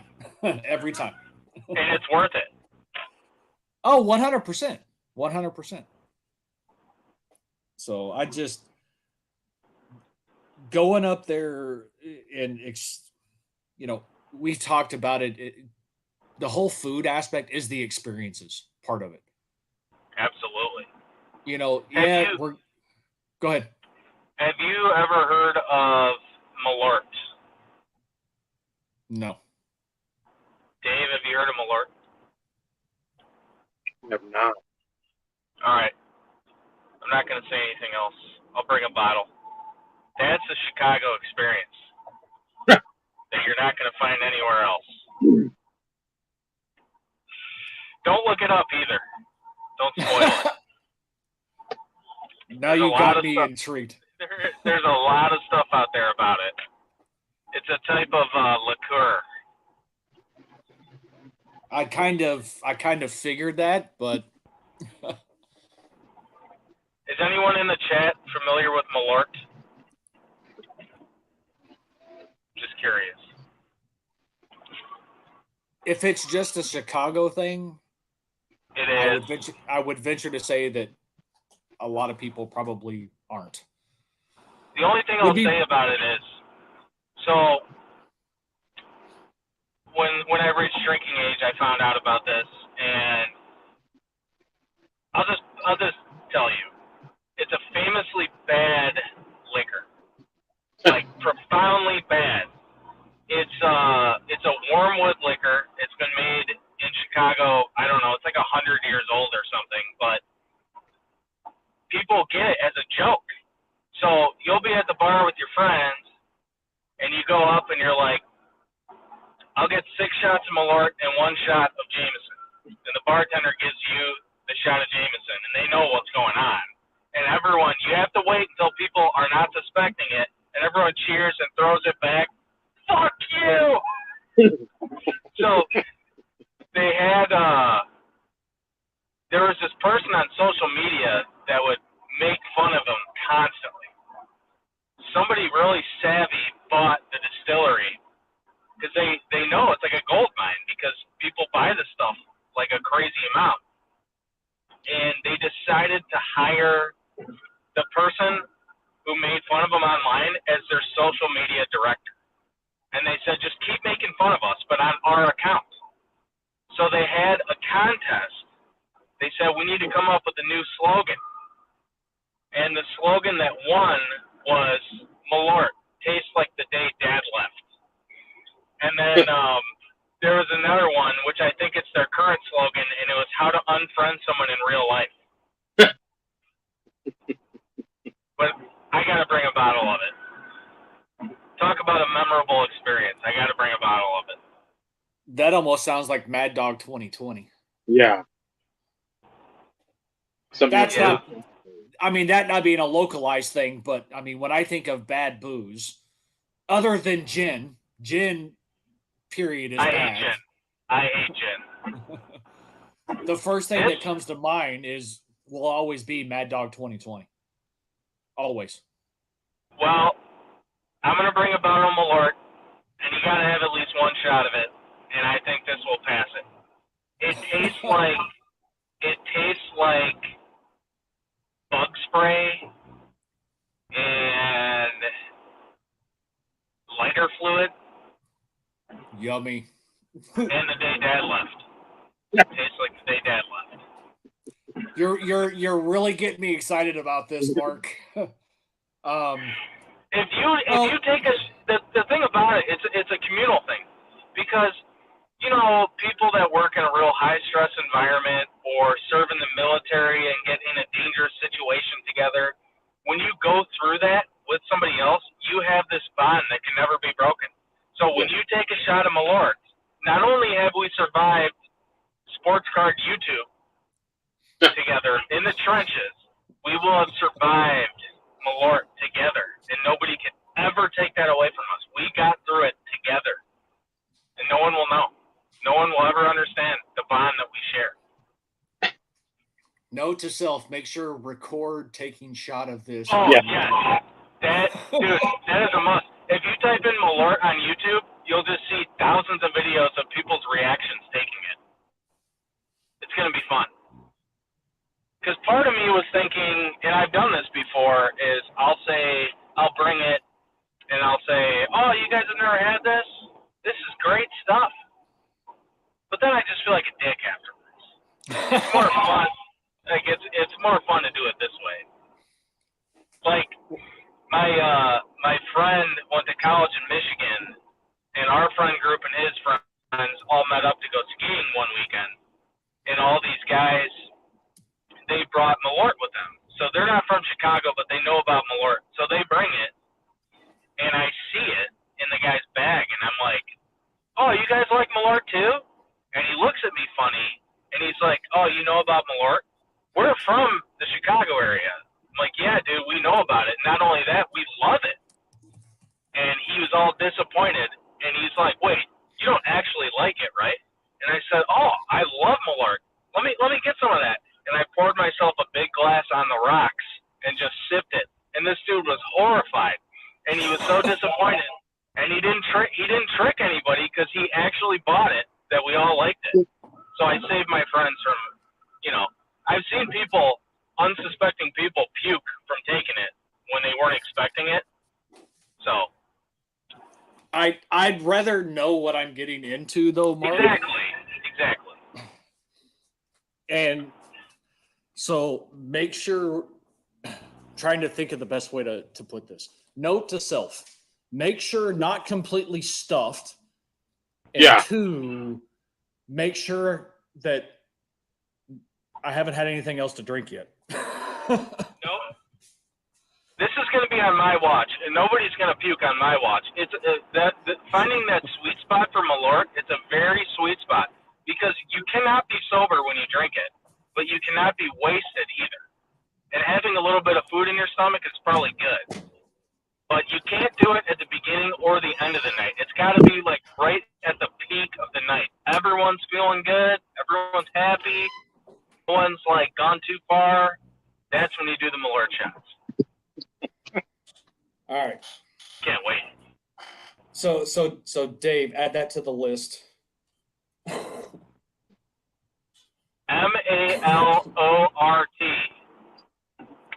I'll bring it. Put Mark's name Friday next night. to it. Friday night. All right. Malort night. Works for me, man. So do we have you what? Wednesday, Thursday, Friday? Oh man, I wish. For me, it's gonna be Friday. I'm not sure what time, and then all day Saturday. Okay. Okay. Dude, I would kill. I can't get off of work. I'm actually gonna call in sick on Saturday from work to go. Sunday is my only off day, so that doesn't help. Are those Gotcha. triangles? Kramer's choice. There you go, Eric. Yeah, remember, hit the like. Oh yeah, Button. like button is sponsored by Eric.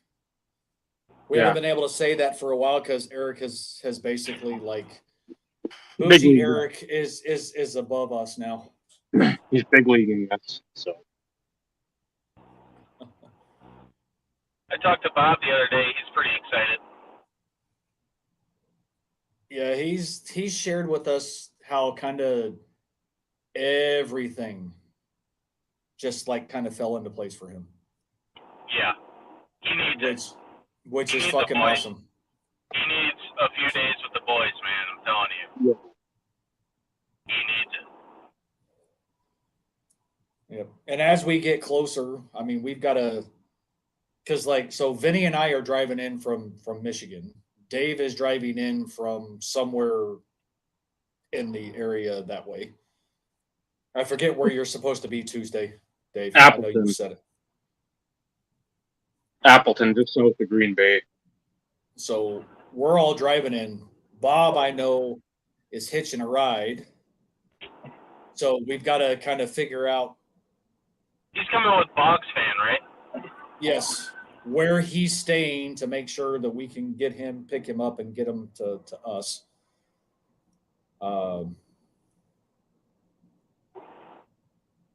Joe's already going to be at. What Joe's nights? Sorry, staying go at ahead. the same. Well, I was going to say Joe's staying at the same place we are, but I don't know how he's getting there.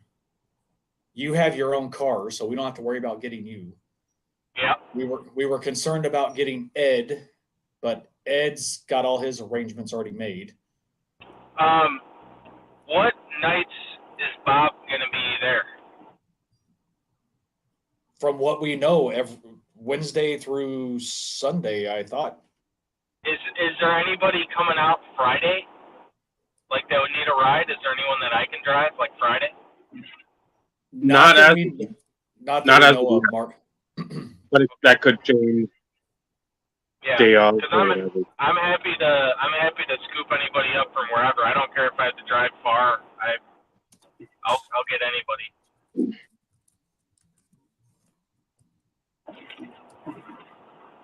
Yeah, as of right now, we don't know of anybody else. The only one that I know now that we have to pick up is Bob. So as we get closer, we'll have to kind of get information from him through Wade Boggs fan to arrange all that, because we'll have to figure all that out. Because like I know, at least initially, the plan is Vinny and I will probably leave not long after checkout on Sunday. Yeah. We'll hit the road because I fly back home on Monday. Okay. Are you guys going to the YouTube night? Well, maybe we'll have to, because we need to get in the Hall of Fame. As long as we know where it is. I don't think that'll help anymore, will it? That'll probably hurt if people meet us in person. Speak for yourself, Dave.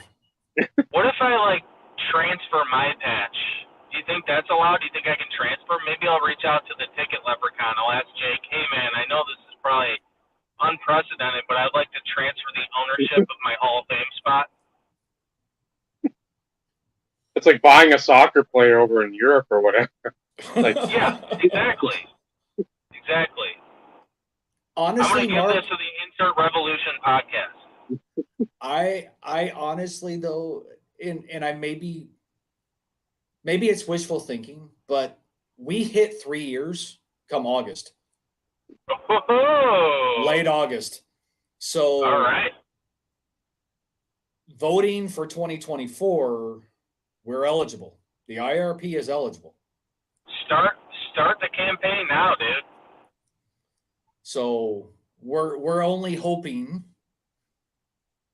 that for those, like I will sit there and be like, you know what? Don't include me as an individual. If you wanted to include me on the ballot, remove me from the ballot. Go IRP. You have to consolidate your base. That's what you have to do. Well, and here's the thing. So, and this is what we were talking about earlier too, Mark. We were thanking everybody because this channel has 103 subscribers. Okay. And almost all our episodes have close to that. So almost every subscriber. Now, this is speculation, but if you put it into perspective, if we hit 103 views, technically that would mean every subscriber has watched the video, whether it be live. I know. I watch every video 50 times, so you got half audience participation. That's pretty good. So, Mark, I disagree because you have better things to do with your time than watch our show for 2.5 3 hours 50 times. You would be surprised. But anyways, putting things into perspective, even if it's half the subscriber base, that's 50 votes. 50 votes, as long as they're eligible to vote. What now? Do you have to do a video ballot? Is that still a rule? Yes, that's still the rule. That's tough. But again, you can just write down a list. Say, hey, here's my nominees. Flip the camera. Even turn your phone and just put your list on camera, and there you are. That's a minute or less, literally. And you can. It takes how long to write down 10 names, 5 names, whatever amount of names under 10 you want to do. Start the campaign now. Let's get the ball rolling. And you've talked about this, Mark, so I'm going to hold you to this. At some point, the 5 of us, and by the 5 of us, I mean the IRP. Vinny's unable to join us tonight, but the 3 of us, you and Bob, we need to start brainstorming. Yes. Because we need to have an impromptu cardboard podcast / IRP, like mash something. We have to. I agree. And there's only one thing that can bring me out of retirement, and that's it. I'll take it. I'll take it. And then I'll be back in retirement. I talked to Bob last week, and I was like, dude, are we ever going to do another episode? And we always have all these ideas, and we're like, yeah, we got to do it. And then like 3 months goes by, and it's like, God damn it. It's hard to find the time. Yeah, adulting sucks. I think me and Bob we're lockstep. We're like both in like the most stressful period of our lives, where it's like just a bad combo. But then anytime we get together, it's like, man, this is so fun. This is why we do this. Yes. It's supposed to be fun. But that's a rule for me. It's with YouTube or the Cardboard Podcast, or really cards in general. It's the second I'm not having fun with something, I'm gonna stop. Yep. Because I don't have the time. Like, this isn't fun. And cards have gotten to that point before. So, I'm not buying this card because I enjoy it. I'm buying the card because I feel some sense of obligation, like, oh, I have to complete this set, or I have to get this, or out of fear, like, man, I've been watching this card for a year. It's tripled in price. I have to buy it now, or I'm never going to be able to get it. Mm-hmm. Stop. I have like a fail safe where it's like, nope, I need a break. No, Doing it for the wrong reason. And that's the thing. You have to do what works best for you. And nobody can criticize you or judge you for what works best for you. And if they do, that would be funny. I welcome that. No, if they do, it's two of these. Yeah, I know you're driving, exactly. but it's two of these, Exactly. Fuck you. Yeah. Like you're and toxic. There are people out there like that. 100%. But it's in situations like that, when you're at your worst or down in the dumps, that's the times in which you find out really who your true friends are. That's true. That's absolutely true. We always talk about this. Our outro is not, it's not just a saying, it's not to try and get more people.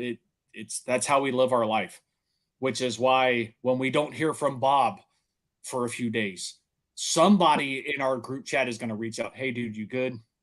What's going on? Do you need to talk? Do you need do you need an ear? Mm-hmm. What's going on? We reach out to people, and I know Bob even mentioned trying to get a group chat together of like Vinny, Dave, me, you, and Bob. Well, yeah. He mentioned that when I was talking to him. We got to do that.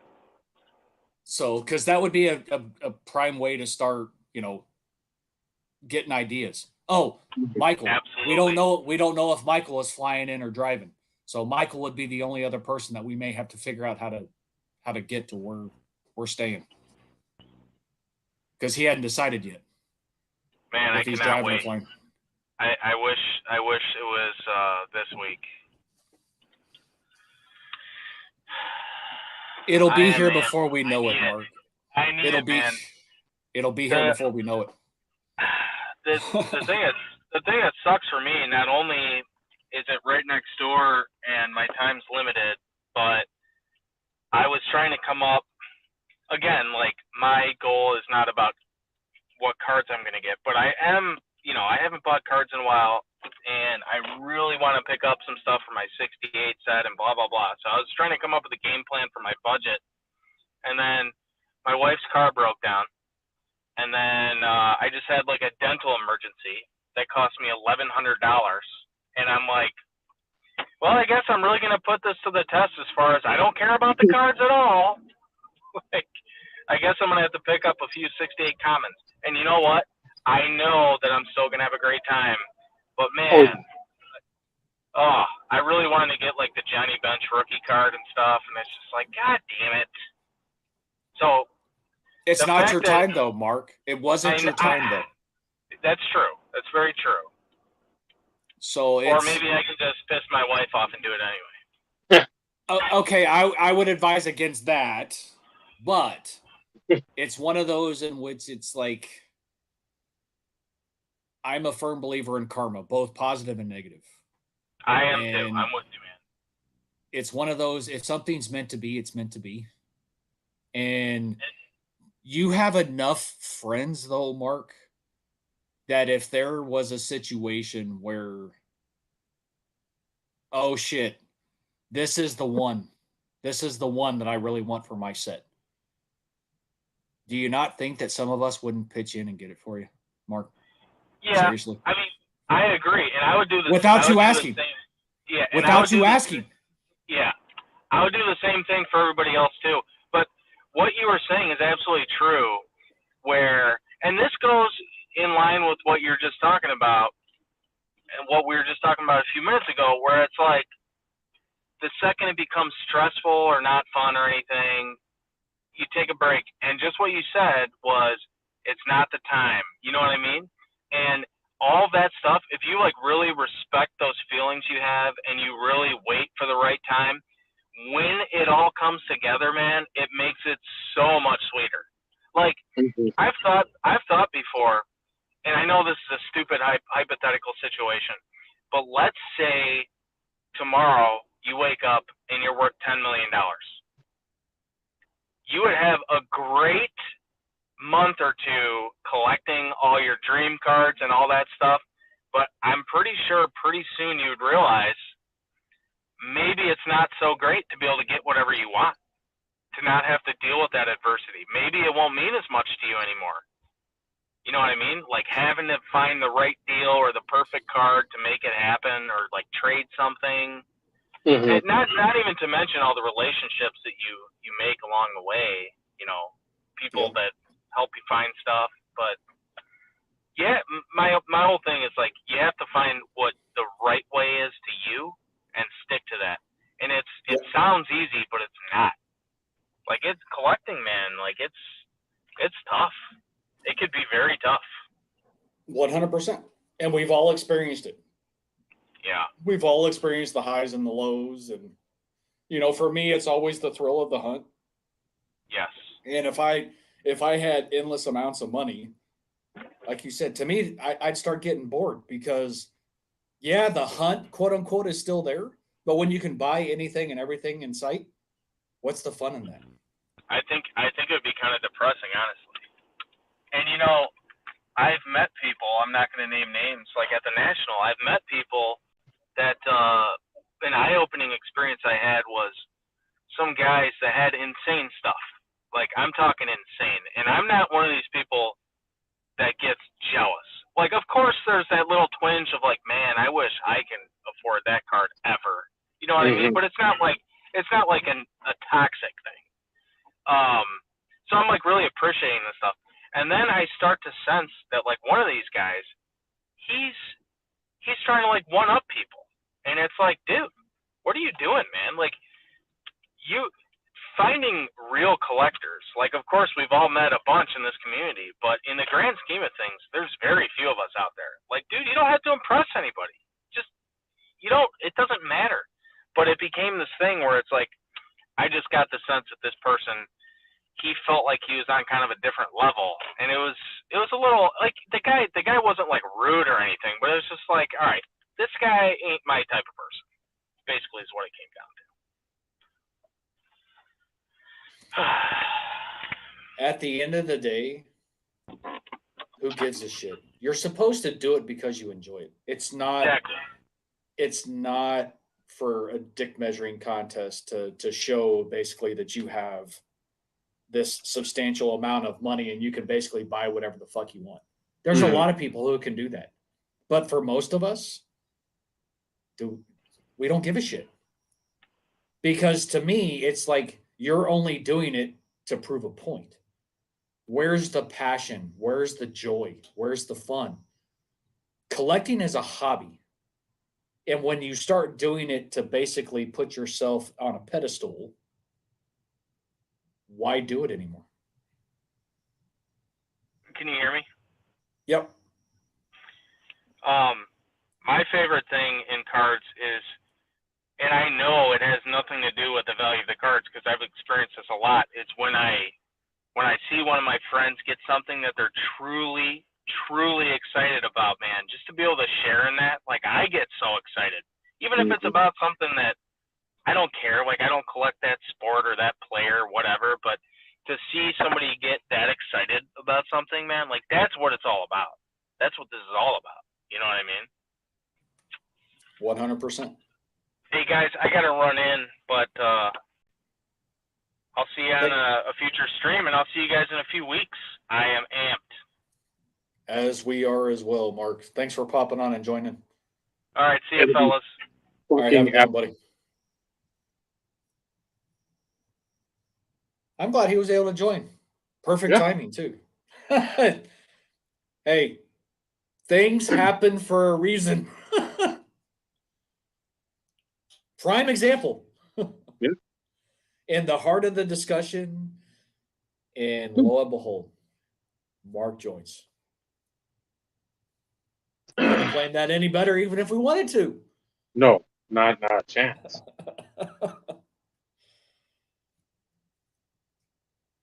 Things happen for a reason. So it has been weird not having Vinny here, though. This is truth. Because there was, and again, I'm trying to think of what nationalities. He's brought it up before, but I looked up like best buffets in Chicago area. I'm like, I will never turn down a good buffet. Multiple options for one price. I am all about that life.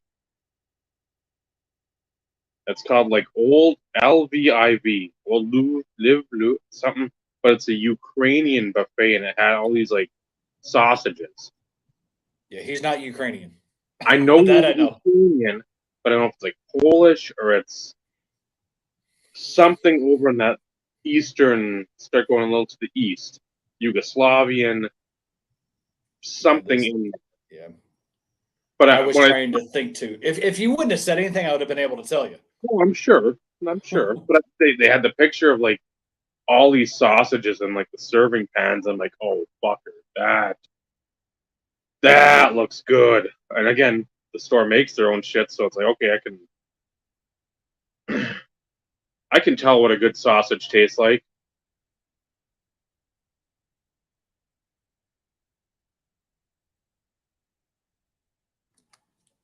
I'm leaving that alone, Dave. I know you were serving that up on purpose, but I'm gonna leave that alone. On a platter. But yeah, there's several different ones that again, one of the pizza places is called Bob's Pizza. So I'm like, obviously that might go check that out.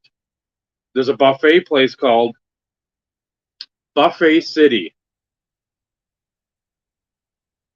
I'm like, a city of buffets. I mean, what? Even if Eric's against it, I don't care. That matters not to me. I'm against chocolate stick. So. Hashtag facts. Yes. We may have to go to at least go buy Bob's Pizza just so we can get a picture of Bob in front of Bob's Pizza. Like go to Giordano's or Lou Molinati's and go there and get the pizza or wherever Mark said, go there. And then he eats the pizza in front of fucking Bob's Pizza. Puts it up for like a Yelp review.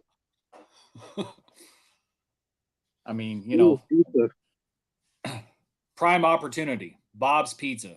Got to have a picture of Bob in front of Bob's Pizza. Why not? Yeah. But that's the stupid shit that we think about, though.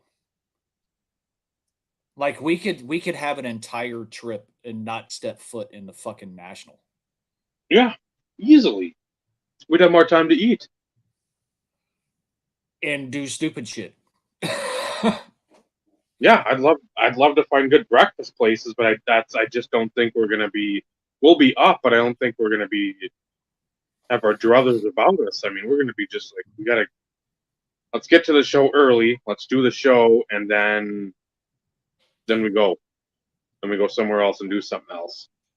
So I'm not gonna sit there. I don't need to be fucking Jeff Wilson, and I gotta make a play on this. Fuck you. Make a play in traffic. Fucking sit there. We're gonna go have good food. I have to go back and double check, but there's only one day that I have to be there. One. And I think it's Friday. It's Thursday or Friday.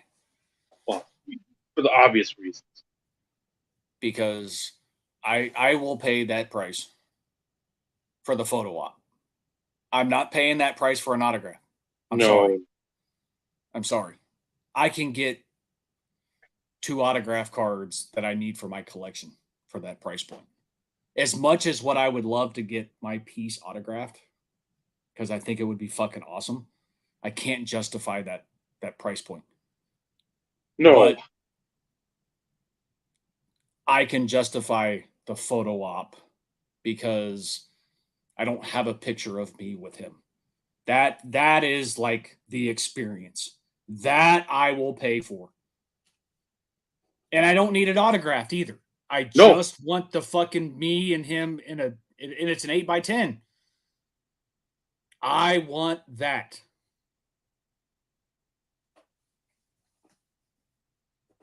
No, that is what I want. That's what I'm hoping. For me, I'm like, God, Josh Johnson, just do it this one fucking time. The one fucking time, go there. Like, why not? Whatever. Because I know they just had, 3 more people. Yep.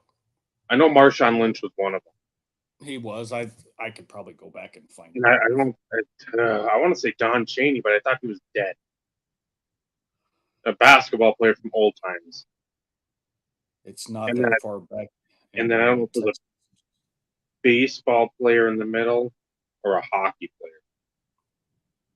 Yeah, but I want to say it was all three, like their all first timers for the national.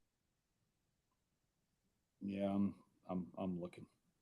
I'm pretty sure you sent it to the one with Bob in it. Again, if you want, I'll find it. Marshawn Lynch, I wouldn't mind meeting, but at the same time, I don't want to meet these guys. It'd be cool to meet them if they were at a bar and we were at some trade night thing and bumped into them there and be like, hey, you guys are fucking awesome. Have like a pack of Skittles. Here you are, man. Make Skittle bro.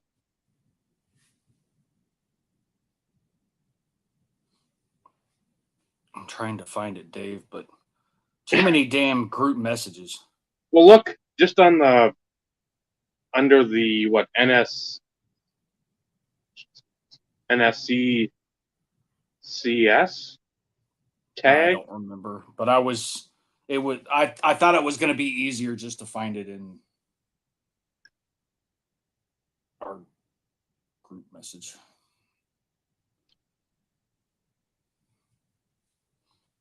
But I know, like, Marshawn Lynch was the one that stuck out to me, but it was all 3 first-timers to the National. And I didn't think it was that long ago when you sent it either. That's the other thing. I'm like, okay, I remember seeing it, but which freaking group message was that fucking in? I know it wasn't long. It was within the last 3-4 days, I think. Well, like I said, the disadvantages of having multiple like group chats, right?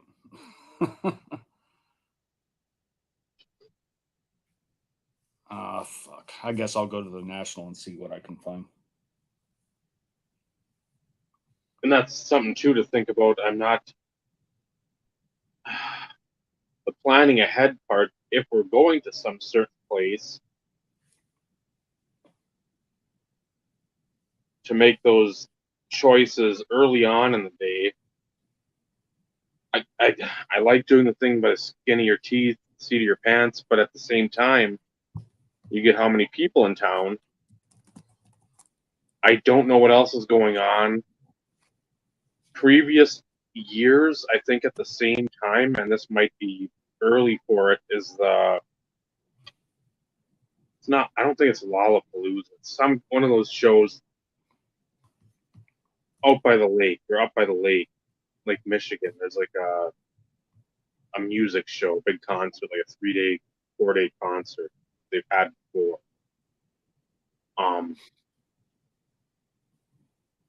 So it's like, okay, those people are in town. You got collectors in town. You got the usual tourists in town making reservations and trying to sort of pinpoint, hey, let's try to do this night. Let's try to do this on that night. Let's have this night just be chilling. Boil up some bratwurst or the chili or do something.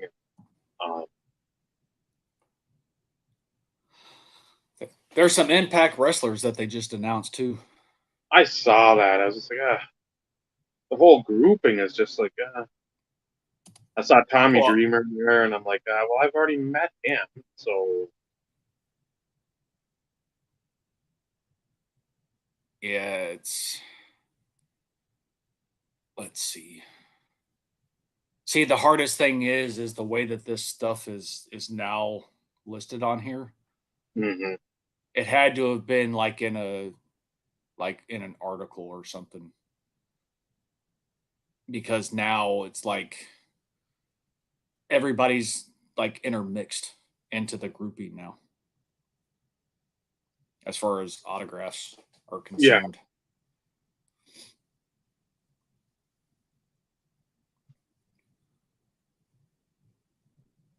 Because I would have thought that like the top grouping maybe would be the ones that you had sent in that text message.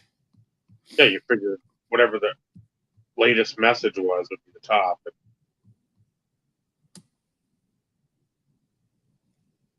Yeah, I'd have to do some additional like digging.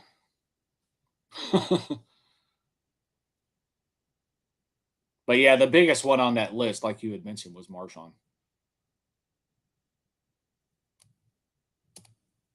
Let's go this way. Let's see what happens. Let's see. Well, yeah, shit. It wasn't even in a news. That's weird. Of course, after we wrap up the show, I'll fucking find the damn text message.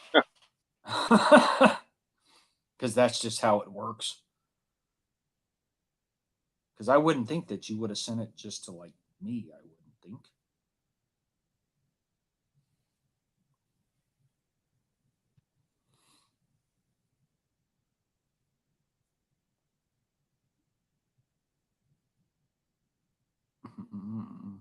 Yeah, I don't know. That's fucking weird. Because like all of a sudden, it's like it would have been in the last couple of days, and why in the world it's not relatively in a few scrolls. I mean, I know we do a lot of talking and text back and forth through the various group chats, but I still wouldn't think it was that far away. But maybe it's further back than what we thought. Maybe, perhaps. I don't know. That's weird. Because, like I said, I remember seeing it.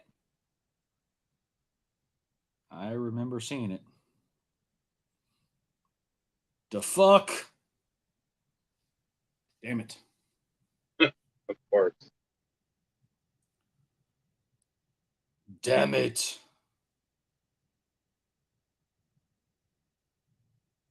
Any other time, I figured I'd find it fairly quick. Obviously not. Because I'm like, I was trying to even see the freaking day here. Yeah, I'm back to like June 5th in one of the group chats. I mean, I'm not finding it. No, that yeah, I know it was like in the last week, or probably less.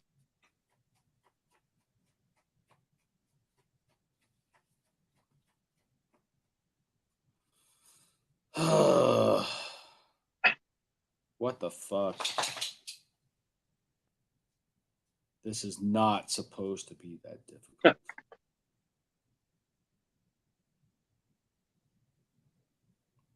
Like, obviously, something. Maybe it's purged from my text messages. I don't know. Didn't want you to see it again. Like, nope, not today. That's just really weird because it's its own individual post with the picture, and it's from you. That's the part that's like, I don't get it.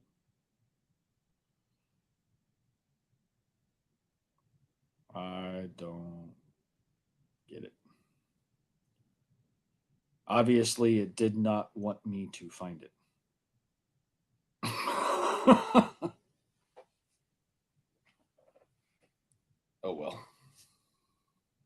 Fuck it. The joys of social media. If you want to call it that, since it was sent via text message. Fuck it, I give up. I fucking give up. Ay, ay, ay. Oh, so again, I'd like to find that one pizza place that was like, and again, I don't know how excited we all be for going downtown Chicago, but God, on Lake Street, Lake Avenue, I swear to God, there's something literally a hole in the wall. And I don't remember if it was on diners, drive-ins, and dives, or what it was, but I mean, I remember watching, and that could have been the one Mark was talking about with the pizza, the caramelized crust, the deep dish stuff, because I do remember that. So I'm like, could be, I don't know, but yeah, something like that. Where again, I want Giordano's because that's you hear about it far too often not to go, but having pizza twice, that's not something like, oh man, I'm good. I don't want to have pizza twice. Fuck that. I could have pizza every day and still want more pizza. But I mean, with so many options, you don't want to sit there and be like, well, I've had 2 deep dish pizzas. Let's have a third. And then you're like, I really don't want to have another deep dish pizza for multiple years because you burnt yourself out on the pizza. So again, Chicago's a multicultural city area. There's some stuff I'd be nervous about trying just because again, it's nothing like you in the old wheelhouse that you just don't know about. But Thai food, Asian food, Indian.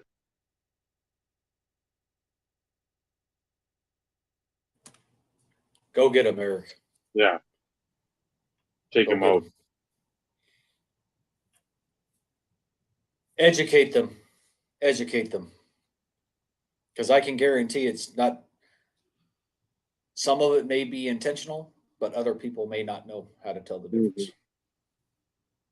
Not that I'm saying give everybody the benefit of the doubt. Because in the hockey world, we all know OPG sells more than Tops. So there is a method to the madness of some, but I don't think to all.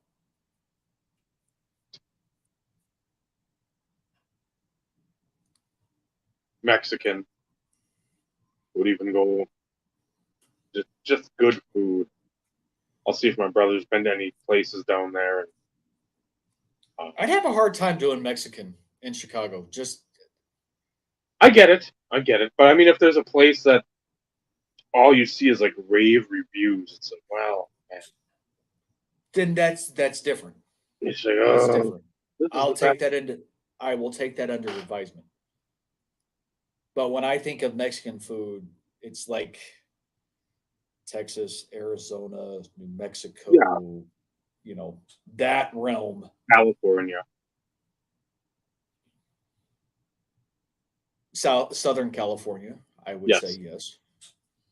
Not But not the Sacramento Valley. I don't believe that's a hotbed of Mexican food. It could be, but that's not what you're thinking of. You're thinking of down like San Diego, Needles, Blythe, all that lower, right across like the Baja, California. So, yep. Not saying I wouldn't in Chicago do Mexican if and there again, was a place food trucks. That's going to be a big thing to look into because I'm sure on Yelp somewhere there's going to be this food truck you have to hit. It is stupid good. Some kind of like gordita-y, taco-y thing, burrito where you get all the you get the hard shell and you got like the cheese and the soft shell and you start building something. There's got to be something like that around there. Yeah, I just don't sit there and pigeonhole us I'm speaking of like the group, like, oh well, we got to go here today. Well, I mean, if hey, let's go here today, but I don't know. I'm game for pretty much anything. I like how he said Culver's too. Like, it's good. It is good, but when you've had it up here, it's not a place to hit. Like I'd go to Steak and Shake and around St. Louis, and I'm like, that's good. But again, they've got them down there. Yeah. They don't have them up here. Steak and Shake is all right. But again, Their that shakes, yeah, fucking phenomenal. Their burgers, I've had better. yeah. But like the old school diners, the one we went to at that oh fuck that trade night in St. Louis. I don't know what it was, 2016. No, was it? I don't remember. I don't remember. You talking about the really big one where they had it at the kind of like the trade hall or some shit like Well, no, offsite it wasn't location. at that machinist's place because this was like I went down there. How many have you been to? Two? I was at two because I went to the one, and that was with talking with like Zach Parsons, John, Luke, and Michael. That was the first one. The second one was when Ben, Yo Show Your Hits, drove out, and I'm fairly certain Michael was there again. I don't know John and Luke. They were both there or not. But the first one we went to was like the old school diner, a big layout, the booth seating, just good home cooked meals. Stuff like that where it's like, okay, you're gonna sit down, you're gonna have more conversation, but you're gonna have a good stick to your ribs meal. Like See, I don't. like hot roast, hot beef sandwich, stuff like that where it's like you're gonna spend a little time waiting, but again, your meal's gonna be just ridiculously good. Yeah, I was even trying to remember where we went to eat when Scott and I went down to Houston. Because the TriStar show being held at the convention was kind of nearish downtown, not too far from Minute Maid Park, if I'm not mistaken. But it was, I don't want to call it a hole in the wall joint, but it wasn't, to me, it wasn't like a big name place. It seemed like a more smaller, intimate type location. Okay. But I don't even remember where it was, what kind of food they had. I think I was more wrapped up in just, being there with a group of people hanging out, chit chatting, shooting the shit, and just having a good time. Mm-hmm. You know what I mean? Yeah. Obviously, the food didn't stick out to me that much, or I would have remembered it. It was more about just being there hanging out, more so than anything. Or maybe it was the fact that Scott and I were kind of tired from the show, knowing that we had to drive, a couple hours back to his house. And then we ended up going live on blog for another couple hours. And then, of course, I had to get up the next morning and drive home 4 hours. I don't know. Maybe it was a combination of all of it. I don't know. I'll say it could have been. Yeah, that'll be the key too, trying to get enough sleep in there. Where again, you don't want to, but at the same time, if you don't, you're gonna be fucking just like any other time. You're just dragging ass.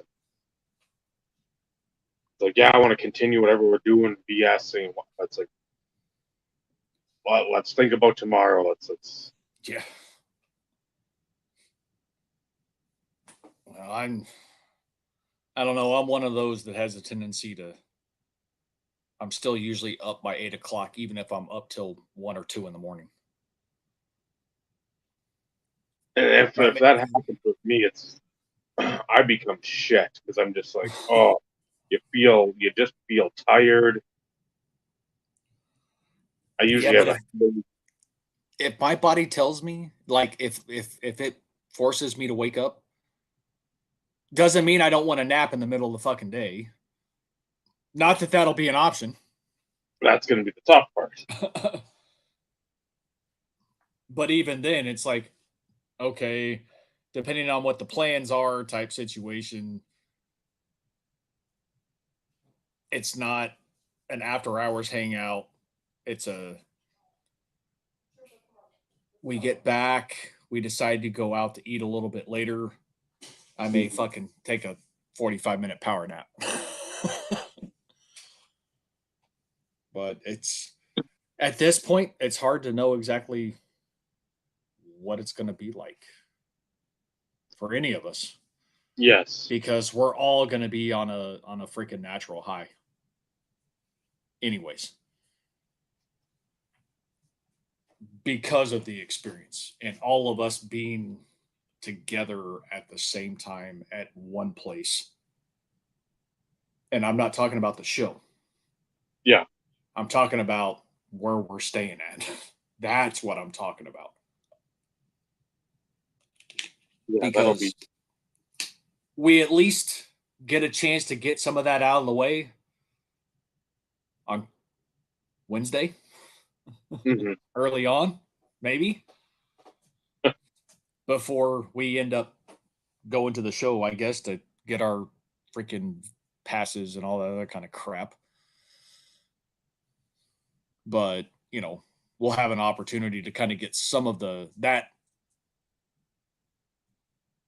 hype, that initial excitement and adrenaline out of the way. But it'll continue to carry. You know what I mean? Yeah. It's like before we realize that we're going to be on nothing but adrenaline. It's just, okay, that you start to come down. Now we're at the show. Mm-hmm. And again, it's 12 years since I was there, so that's a fucking whole different world. Yeah. And you guys have never been there, so it's a brand new world. Yep. And it's So, going to, I've already prepared myself knowing that, it's already going to be bigger than what it has been in the past. Like, I've already prepared myself to where that first full day of the show, like pre-show VIP stuff, which is Wednesday, I've already prepared myself that I will be overwhelmed. So I still don't know what to expect, but I have this envisioned based on seeing past videos of past nationals, even the national in Atlantic City. It's one of those in which having that out there, I still have something to base it on, right? But it's going to be like 2.5 times that. So I've already got my mind made up to what I expect as it pertains to that first initial being overwhelmed. And it's yeah. like, holy fuck. Yeah, Thank God I don't have social anxiety. no, I don't, but and then that's the thing too. It's like, okay, what I remember from National, it's you walk around on the floor, you're not getting barrel rolled by fucking briefcases, suitcases, Pelican cases, every fucking Tom, Dick, and Harry coming through with every card imaginable, and it's just gonna be like, you might not have it, but in the same sense, it's like, well, how long is it gonna take before you get it? Because it's just, I don't need to see people sprinting to fucking a BGS, a PSA booth, CGC, whatever. It's like, well, we're going to make deals. We're going to get this. So I'm like, I really don't give a shit. I'm looking for very, very few things.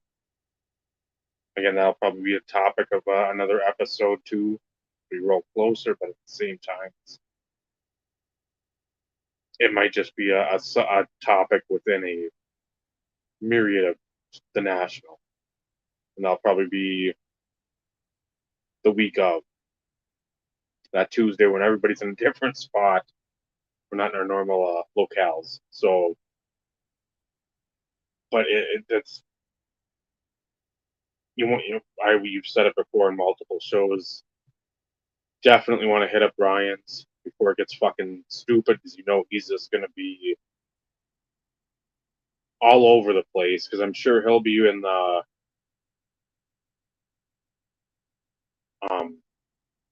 trying to think, like the Panini, like Joey had a few years ago or a couple of years ago, with like meeting Barry Sanders, like the VIP type thing. I'm sure Ryan gets those perks, go to that type of thing, or Neil will, or somebody out of their crew will, so you want to meet them and give them a little love and say hello, because again, their booth usually is pretty rocking. They're not bringing, okay, we got 2 days worth of cards if somebody buys us out. If they do, whatever, we have another 20 fucking cases full of cards that we can bring out, and might not be the ultra high end stuff, but still stuff we can still make a good chunk of money. So they're going to be wheeling and dealing the whole fucking time. Oh yeah. You want to get them. You want to sort of factor into the equation too, that you're just going to be roaming, bumping into people. Again, you may not know, or you're so enthralled with the looking at cards and like, oh fuck, this is fun looking through a case, and it's not like we're going to Dallas every third weekend and the fucking culture clash and some the one out in California now. Like, I can't even think of the fucking eBay seller.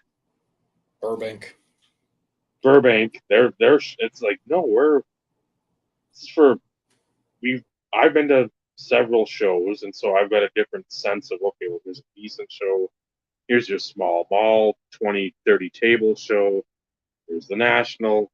And now it's just like national times like 20. Because, I mean, you're going to have everybody and their mother trying to probably unload everything and their father. So it's going to be weird. You're not going to be sitting there and like looking around at, ooh, who's near me? Who's near me? I mean, if you hear a voice that's all too familiar, I mean, I know if I hear some voices, I'm like, fuck. If we stumble across, like, what the hell's that goofball dude? Mealy Pops. We stumble across that like team of delightful delights.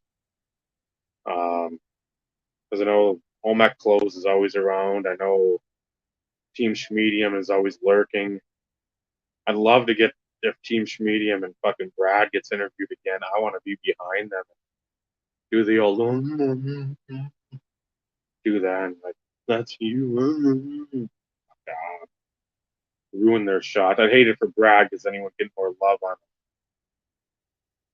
His videos, I'm sure, get cut because that's graphic content. Can't have that. That's drama. That's not content. We don't have fucking. So, yeah, if I see like the fucking camera crews coming, man.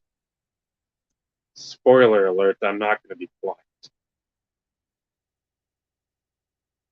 And if you see me recording, I don't want you to be quiet either, because I want to fucking hear, like, you're a fucking asshole. Be like, that's what your mom said. Just fucking fuck you. I don't give a shit. Go away. So it'll be fun, I think. But that food component, that's such a main thing. I just 100%. I can't wait. 100%. Meeting And everybody, getting food. like I said, if the opportunity can present itself for us to go to Wrigley and see a game, that would be that would be the cherry on top. And I wouldn't give a shit where we were sitting. You know what I No, mean? no, Just to be there, have a hot dog and a fucking beer at Wrigley Field watching the Cubs play. I don't give a shit who they're playing. yeah, Who's pitching? I don't care. If the opportunity presents itself and that can happen, like I said, that would be the cherry on top. To go to a ball game with my boys for a nostalgic stadium, so much history, so much tradition, and to experience it with my family. To me, you can't get any better than that. Everything that we're talking about leading up to something like that, it's a close second. But Wrigley would be the icing on the cake. yeah. And if we could somehow again get the bleachers out in left field, again, doesn't matter. Like you said, I'm going back to 8-year-old me watching Andre Dawson, Sandberg, Hector Villanueva, um, Dunston, Mark Grace. yeah, Grace. Grace was more pull, but yeah, Sean Dunston hit him out to left field, and Harry Carey going wild. And trying to remember which one's I think Waveland's left, Sheffield is right. You to Orlando. And just watching that and being out there, being a bleacher bum. Yep. Be like, okay, I've already marked Wrigley off my list in 11, but we sat kitty corner from third base on the first base side, so we could look pretty much right down first baseline or third baseline. I'd love to be in the outfield and just be like, Yep. Like I said, have a beer and a hot dog. take it in, see, just, and then you guys got to go to the troughs in the bathroom. Those are you just look up and think of Niagara Falls. No states. Get it?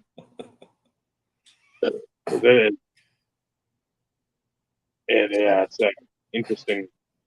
Metrodome used to have those. Always Not to change the subject. We are at 2.5 hours, but I did want to ask a question. And you can say you don't give a shit. That's fine.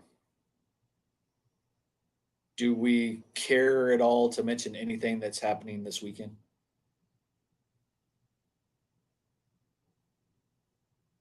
Then again, you may not know what I'm talking about either. Yeah, you're gonna have to inform me. What usually happens over a weekend for 2 days straight, leading up to the national? Come on, Dave. Think really hard. Oh, the Hobby Palooza. Hobby Palooza is this weekend. Oh no, shit. Yes, Saturday, Sunday. We didn't get the invite, so I mean. Well, of course not. Would you expect? Really? Mike, where you at, man? Come on, bro. Show some appreciation, bro. Yeah, Hobby Palooza this weekend. I fucking no. That, like I said, my YouTube watching right now, I've got 2022 like motorsport car crashes. So Like, I'm horrendous wrecks, and that's all I've been watching. And softball shit. Literally, that's it. I'm going to be honest. The only reason why I knew it had to be coming soon is Pepino Man put up a placeholder as a test in preparation for Hobby Palooza. And I'm like, oh, we doing that again this year? I hadn't seen anything. And then I stumbled across a Mr. Fisher Bike video talking about Hobby Palooza, saying, hey, not going to be around this weekend. They're going out of state. Okay. They're laying his parents to rest, their ashes Okay. to rest somewhere, per their wishes. So that's just letting everybody know he's not going to be around.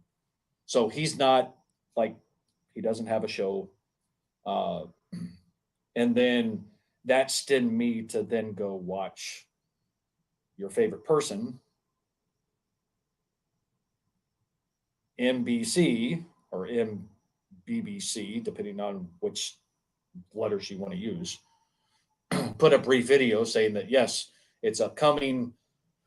The lineup is listed on another website, a different website. Yep. So yeah, Hobby Palooza this weekend, starting at 10 a.m. Central on Saturday and Sunday, goes to 10 p.m. Central on Saturday and 9 p.m. Central on Sunday. Same format, hour shows. Some people that I don't even know who they are, or also have. I'll have take shows. a peek to see who's running with it. I mean, again, they're always going to pick the safe ones. That's fine. That's all right.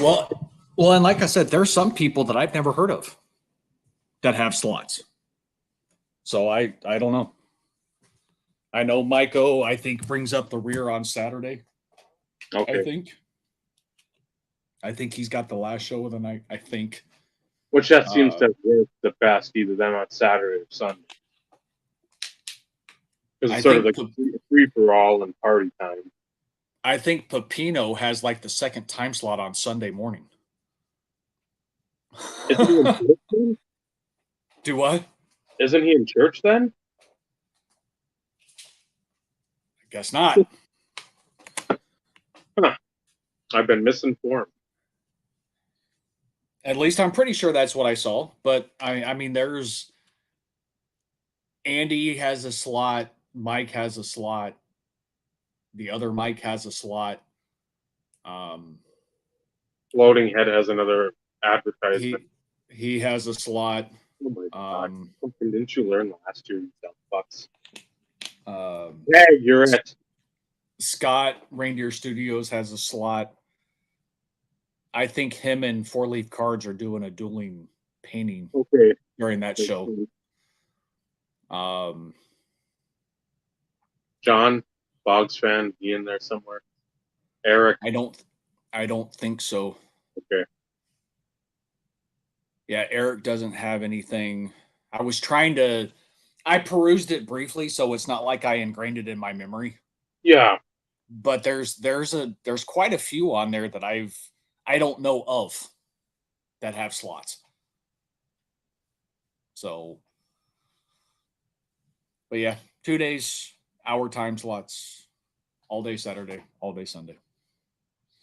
For those who are interested or didn't know it was a thing. Is this the third year or the fourth year? 4? So I think 2020 is the first year. So 20, 21, 22, 23. Because COVID took out that 2021, so that was the first year I think we had. Yeah, because that's the reason why they held it, is because it was a way to still kind of have something. So that would make sense. But if you are interested, Mike did post a video, Baseball Collector, as it pertains to Hobby Palooza. It's a short video, but it does have the link to the website that has the agenda. When they go on, who it is, everything will be done on Bench Clear's channel like they did last year. So it's not going to be individual channels like it was the first year. And the second year, for that matter. I think the second year was also individual channels. Last year was the first time they did it all under Bench Clear, but they're doing that again this year. It's I don't have anything negative to say about it to a degree. I mean, I really don't. It is what it is. But if you enjoy watching or talking and listening to multiple people about different things, then, go take a peek. Mm-hmm. But it's sometimes it's hard to come up with a topic of conversation. It's basically you're given a time slot and it's up to you to kind of figure out what you want to do. So it can be, Card Cutter has a slot.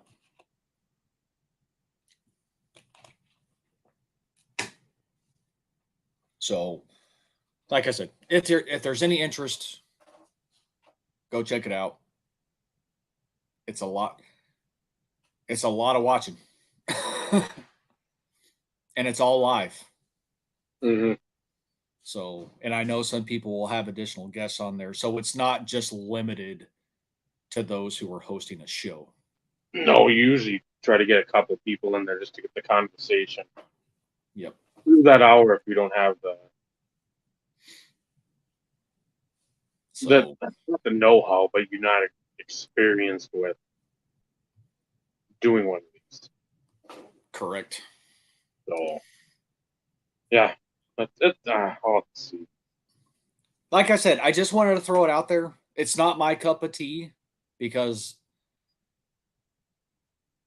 the only time that I've watched is because there were certain people that had shows that I wanted to watch.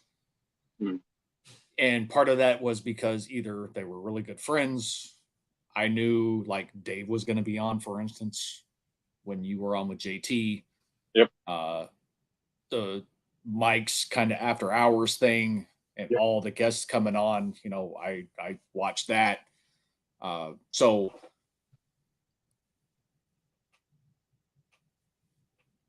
it's just it's a lot. It's a lot to digest. I wouldn't personally recommend sitting and watching everything. Pick and choose and then go watch some of the archives if for whatever reason you missed something. Yeah, that's you got a lot of different personalities and a lot of different topics, which again, some people just eat that up. But yeah, there's some you can be like, I need to take a break. This is my bathroom break hour. I'm gonna nap for a couple hours if you ain't got nothing going on. It's like, I got honeydews, you got all your chores, all your shit done. You know what? I want to continue watching, but B and C are coming up, and I'm like, or BBC is coming up, and you're like, and you're like, I'm gonna go sleep. I'm gonna take a nap, recharge. We'll see what happens afterwards. If I want to watch, I'll watch. If I don't, you know what? Maybe I'll just watch in the archive, and if I don't,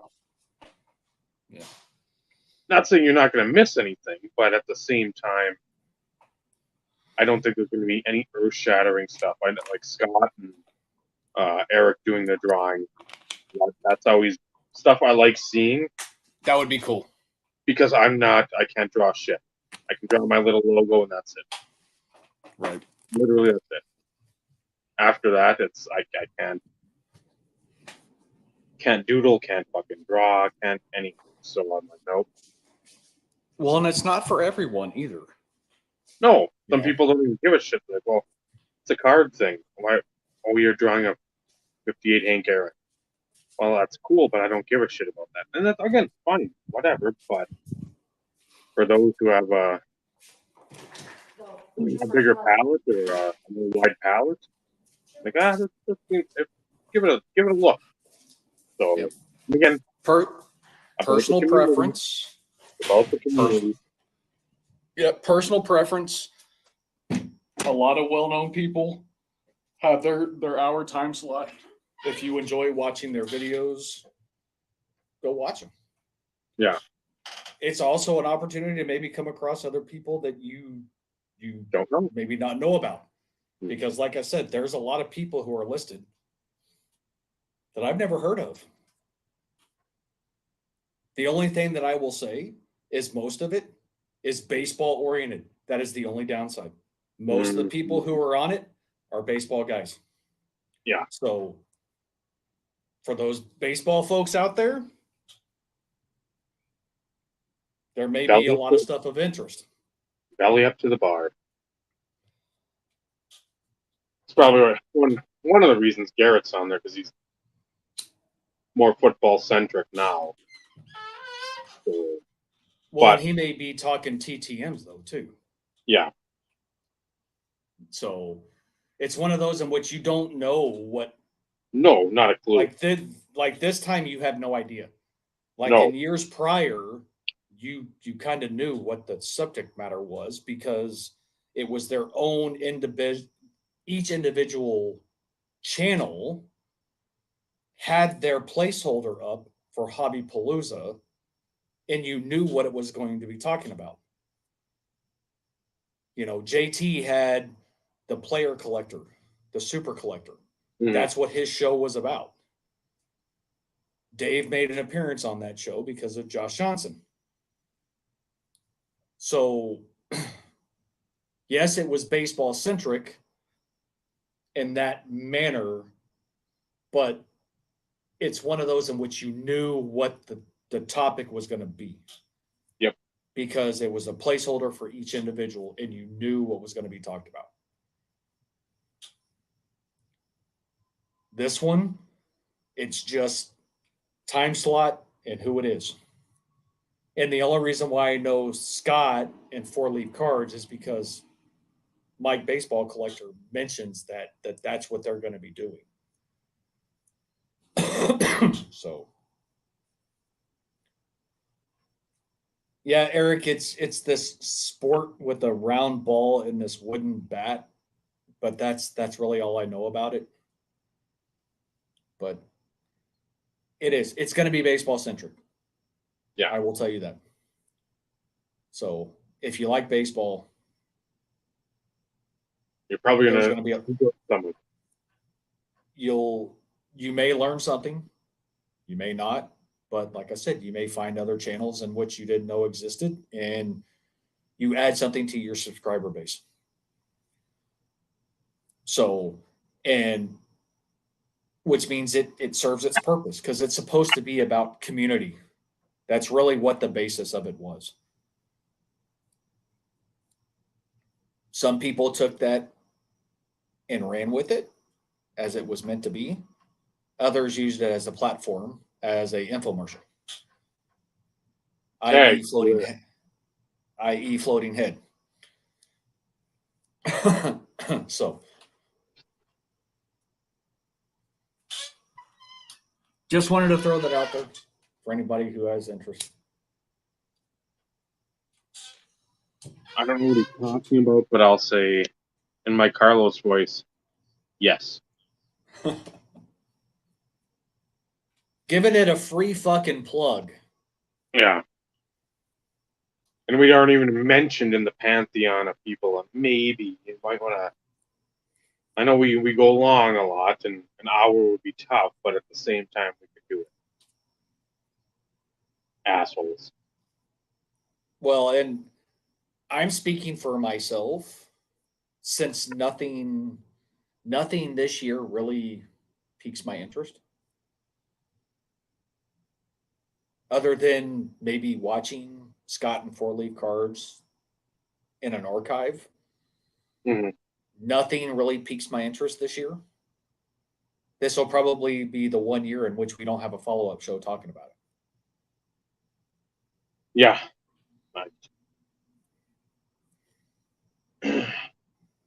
Yeah, I'll check it out. See the Because we did lineup. last year. See if there's anything that's like, wow, maybe we'll take a peek at this, or this might be something we look at. But yeah, if it looks like the same stuff that we've always seen, or we're seeing all over the place. I mean, the only thing something that I think would help is if since it's running on Bench Clear's channel, if they have placeholders up for the specified Everyone. guests, Yep. maybe it'll kind of give everybody an opportunity to see maybe what each person's talking about if it's listed. But I know the lineup that's posted on the one website just has the list of the people. That's all it has. So,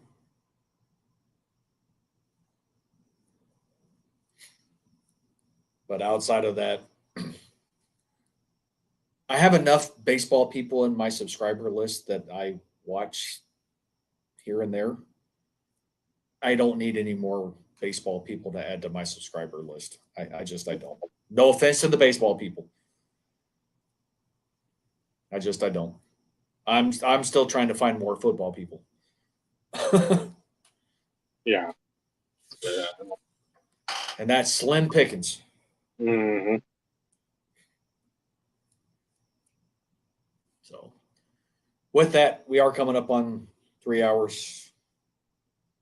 Feel like we did good. We did touch on the subject. Again, food obviously is going to be a big part of the national. That'll be something too. Maybe some folks will be like, "Oh, we want to join you." Well, that's fine, but be aware of like possibly limited seating, not only at the place but in whatever vehicles we're going in. I know Mark said Friday, Saturday, I think. He'd be willing to drive, but you don't know about that Wednesday, Thursday, and again, factoring in all these meetups and all that other bullshit.